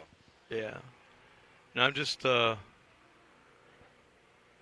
And the thing is, I don't know if Jason's got a pad of paper and a pen on his nightstand. All of a sudden he wakes up with an idea, so he writes it down before he forgets it. That thing has got to be jam-packed. There's lots of ideas, and when you dream it, they will build it. There's talk about getting the community a little bit more involved next year. Yeah, that would be awesome. We've talked last year. We did go into town a little bit and had a motorcycle show in there and had some live music in town. This year we stayed just kind of out here. But the next event coming up here at Mid-America Outdoors is a UTV takeover, August 10th through the 14th. So make sure you get things booked. I think it's getting close to being sold out. And if you do plan to get that, get online, find that you can buy a permit to ride your UTV on the road. It's only $6 for the weekend. Yeah, and let me tell you firsthand. Yeah. I you did do that, didn't you? I took a group out, was it yesterday? That was to South Grand Lake to Disney, right? Yeah, and beautiful, beautiful area. And it really is, now that it's street legal, and you got to do some certain things, the blinkers, the windshield, and the like. Really, they're sticklers in this area. The sheriffs are. They'll pull you over. They don't see a sticker, they'll pull you over. Just at least have it. But I mean, if they don't see something right when you tool bomb by, they'll pull you over, because that happened yesterday. Somebody tried sneaking in line with us and got caught. But no, it was. We did that for two reasons, and that was to promote the idea of street legal UTVs being able to run on the road now in the state of Oklahoma. But then also to kind of get the cameras rolling on the surrounding area. The whole 14, 15 miles between here and Disney is unbelievable. Rolling it's hills. about a half-hour drive. Yeah. It's a beautiful drive, and it's on the back side of Grand Lake there in the South Grand Lake area. And, it's cool. So rolling hills, horse ranches. Say probably about 15 years ago is when I first started going out there wheeling as a young punk, and man, it's a beautiful area. Yeah, so we probably 20 years ago. Huh. We took some UTVs down to around the dam area. Yep. Down there, and it was so neat because it was so quiet, and it being a Thursday afternoon, there's not a lot of people around, but yet there was a couple guys. A couple families down there in one of the swimming areas. Holes, water holes. That's a good way of putting it. And on camera, I yelled at them, "Hey, you guys having fun? What do you think?" And they were like, thumbs up and screaming and waving and stuff. And we stopped and had some ice cream at the ice cream stand. Little 7-year-old girl gave us. Mom and pop place, right? Yeah, exactly. That's where you got to go, man. But it was just, I never realized going, when you land at the airport and you're going to Jay, I'm on a mission. We got racing tomorrow. We got this, I got to do this tonight, all that kind of stuff. So I'm not looking around a whole heck of a lot. Yesterday, had that chance, and the closer you got to Disney, the prettier it got. Yeah, it's a beautiful part of the country. Yeah. Absolutely. And speaking about South Grand Lake and Disney over there, that's where we're going to have the Ultra 4 Nationals at here in Oklahoma, or at Jay. So it's going to be pretty wild. Just below the dam, we're going to be racing the Grand Staircase, going down Viagra. I think I heard Wailing Wall. It's going to be Little Blue, going up Little Blue. Yep, we were there yesterday. Okay, yep. It's a cool area. Super solid granite rock. I mean, it's going to be hard on equipment. It's going to be fun. That's the thing I noticed, too, because I was walking around, and you helped me out, because I really don't know. This is not me being dumb, because I am. But when you're walking the rocks, and it's all made out of ledges, right? Yeah, I mean, and all of a sudden, underneath one ledge, it looks like somebody poured concrete. So it looked like lava, a molten lava. Because when they open the dam, it'll rush water through there. So it's just been doing that for years and just breaking away. And Brad had told me, it's a mere minutes before that. When they open up the dam, it's just minutes before it floods completely. Yeah. So they do alarms letting you know it's going to go off, give you time to get out of there. But it's pretty wild. And that's ran by the GDRA, but we do have a permit with them, and it's looking like we're racing at South Grand Lake at the iconic Disney area. Oh, holy I think smokes. we'll qualify here at Mid-America Outdoors, but the race over there, That'll be interesting. It's going to be pretty wild. There's a great shot of the Yukon launch where we'll be doing the Mid-America Outdoors Extreme Switchback Knockout tonight. That'll be side-by-side drag race, single elimination. But it's kind of like a paperclip, right? Yeah, it's just a down and back with a 180 at the end. Like a straight rhythm. If everybody remembers the Red Bull straight rhythm kind of thing. Various jumps, tabletops, probably non-rhythms. Yeah, exactly. And then a 180 horseshoe back, a couple whoops, and then a big jump there at the Yukon launch. So what are we talking about in distance? Quarter mile? Yeah. Yep. Yeah. It's going to be pretty wild. That'll be kind of the grand finale of the evening, and then, like I said, they'll do that amazing fireworks show tonight, and then pack your bags, go through your reel, check out all your cameras. Make sure to tag Mid-America Outdoors and Ultra 4 and everybody else that you do, and show everybody how much fun you had this week. Yeah, this is crazy. Meanwhile, while I was up there, I was getting pictures messaged to me from friends back in Wisconsin. Pontoon boat with Bloody Marys and margaritas and on a lake. I'm like, okay. Having a blast. But, hey, you could be doing that here at Grand Lake. This is a great place to go. They've got rafting around. You can rent boats. You can go fishing. I mean, there's so much to do up here in northeast Oklahoma. And the thing is, nobody knows about it. It's a beautiful place. You played here for how many years? A long time ago. But I never made it onto Grand Lake. Well, I went but to here's the the thing. backside. What I'm getting at is the fact that it's like, hey, sitting at home one night, hey, honey, let's go to Oklahoma on vacation. What? Yeah, they call it the flyover states. I mean, I'm just down the road. I'm 3 hours from here, just south of Kansas City and Paola. So it's an easy drive down here, and you're from the West Coast. And, like we said, you're missing a lot. That's like, here. Honey, let's go to Biloxi for a long weekend vacation. What? But yeah, I can see it doing that here. Still have a couple cars on the race course. If I hear Kirk Jensen still spinning around.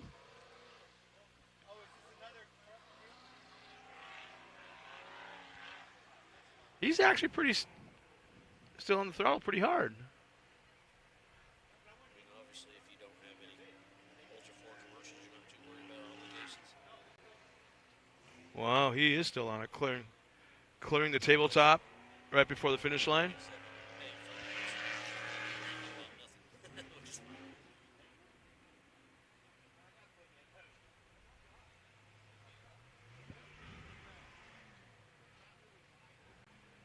The Ford Bronco is back. So what was the fan turnout like down here? It was great. I mean, obviously you saw the pool. It was jammed up. And just below us, it was full down there. They served Viewing beverages areas? and all that. The viewing area that's covered was pretty hopping. And everybody had their buggies or cars pulled up next to the fence down here and spectating. And it was a great show out. So it sounds like we got a little bit of a break, and we'll be right back after this.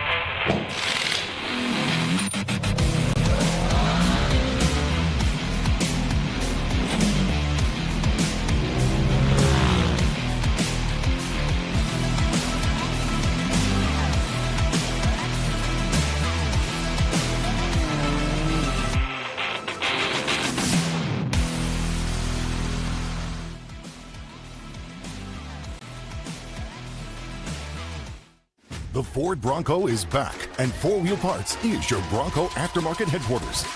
Whether it's a wheel and tire upgrade you need or an all-out overlanding build, 4WP's expert staff and lineup of in-stock products are ready to help you do your Bronco right. Build your Bronco at one of our 100 stores nationwide or shop online at 4WP.com/Bronco HQ. We are just wrapping up the 4400 main event. It was Paul Wolf in 1, Lauren Healy in 2, and that third position was Vaughn Gittin Jr. Again, I give a huge shout out to everybody for tuning in. This is the 4400 Ultra 4 Racing main event presented by Progressive Insurance. You know, I got to bring up Vaughn Gittin Jr.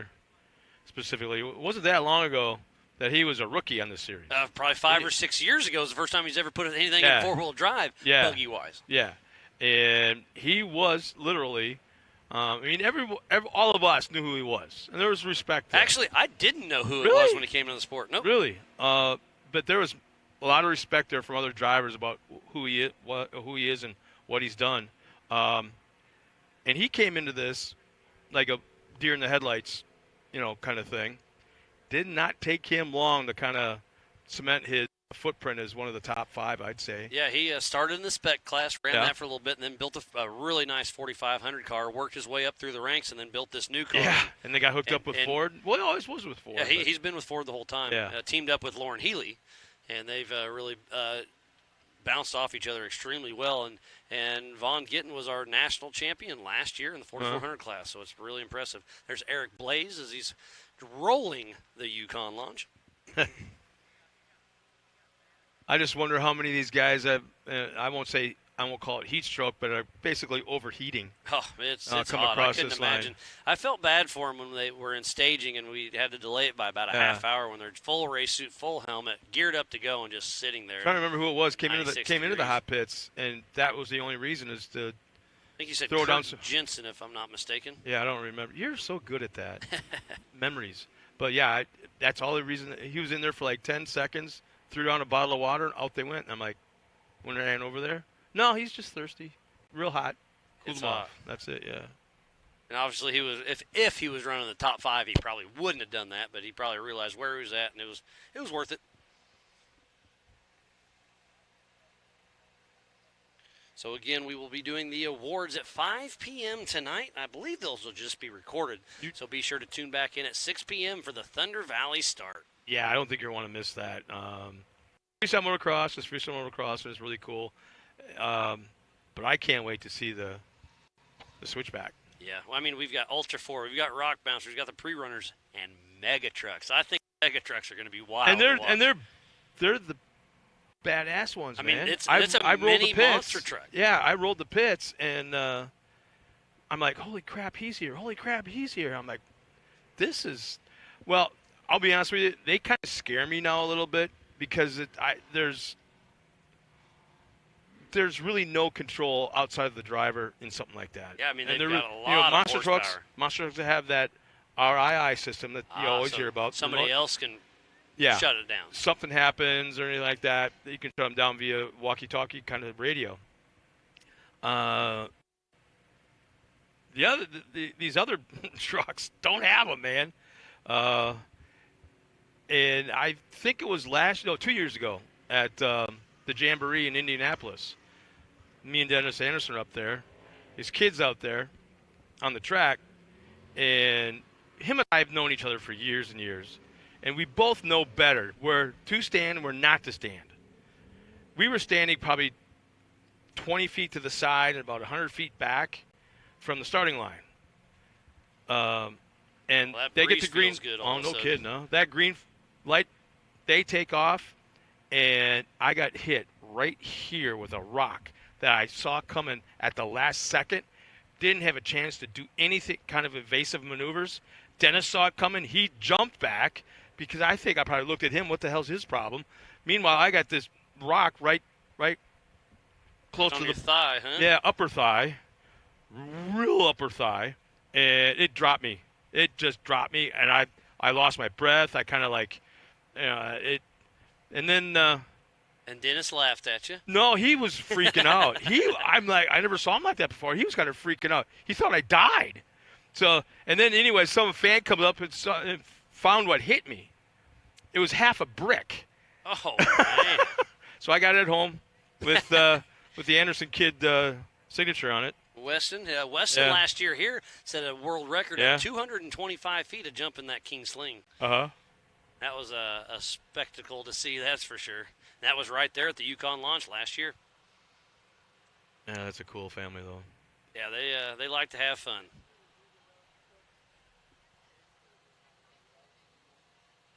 Well,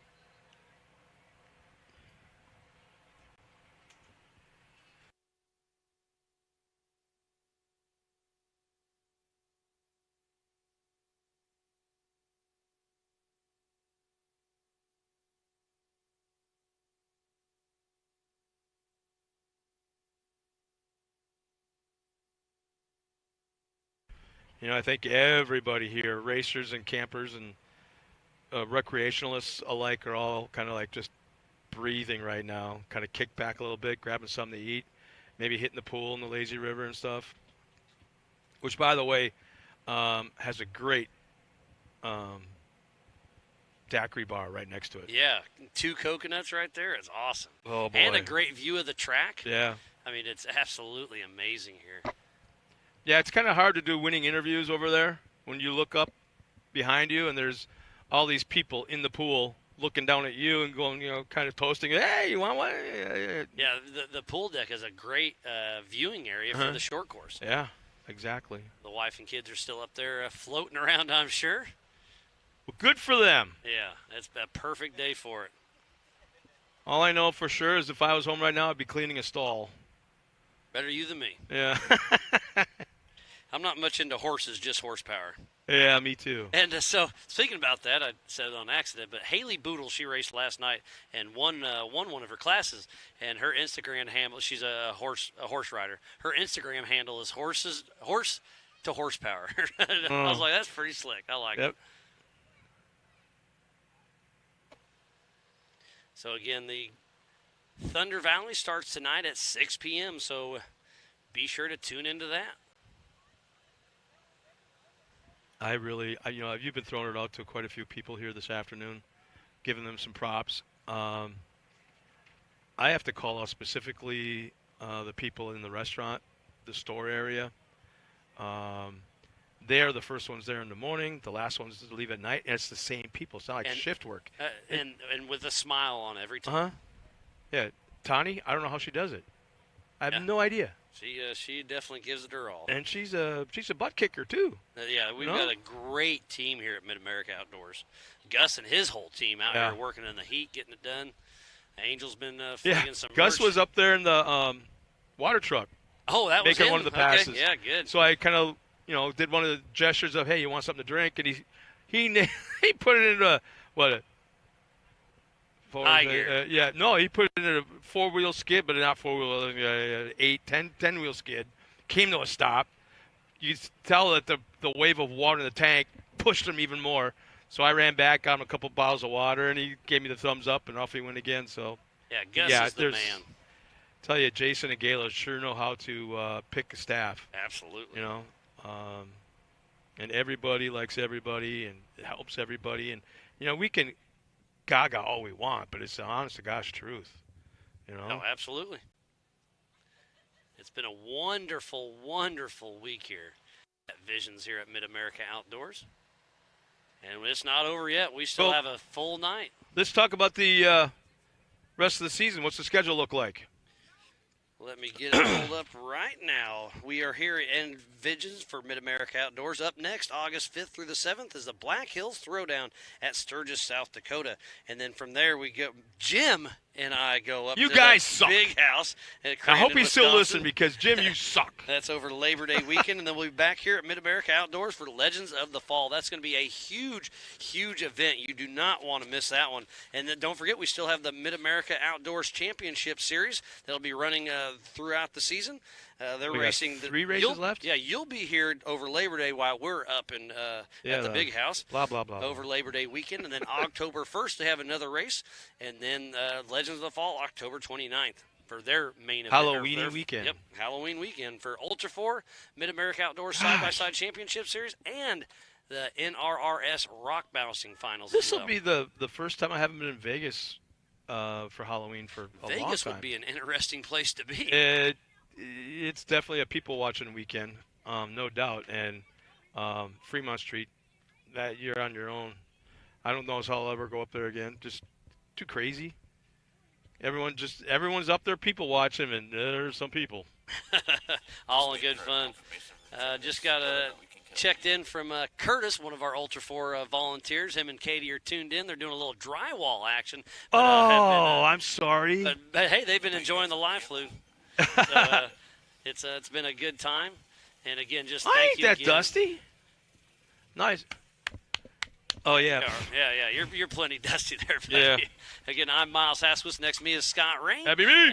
Pam Hall's been in the booth with me all day long. We've had multiple guests come through. We had Dustin Jones, multiple racers, Terry Madden. It's been just such a great weekend. And again, I just want to say thank you personally from myself, all of Ultra 4 Mid-America Outdoors. And it sounds like we are good to say sayonara. And don't forget to tune in at 6 p.m. We'll see you at the next one.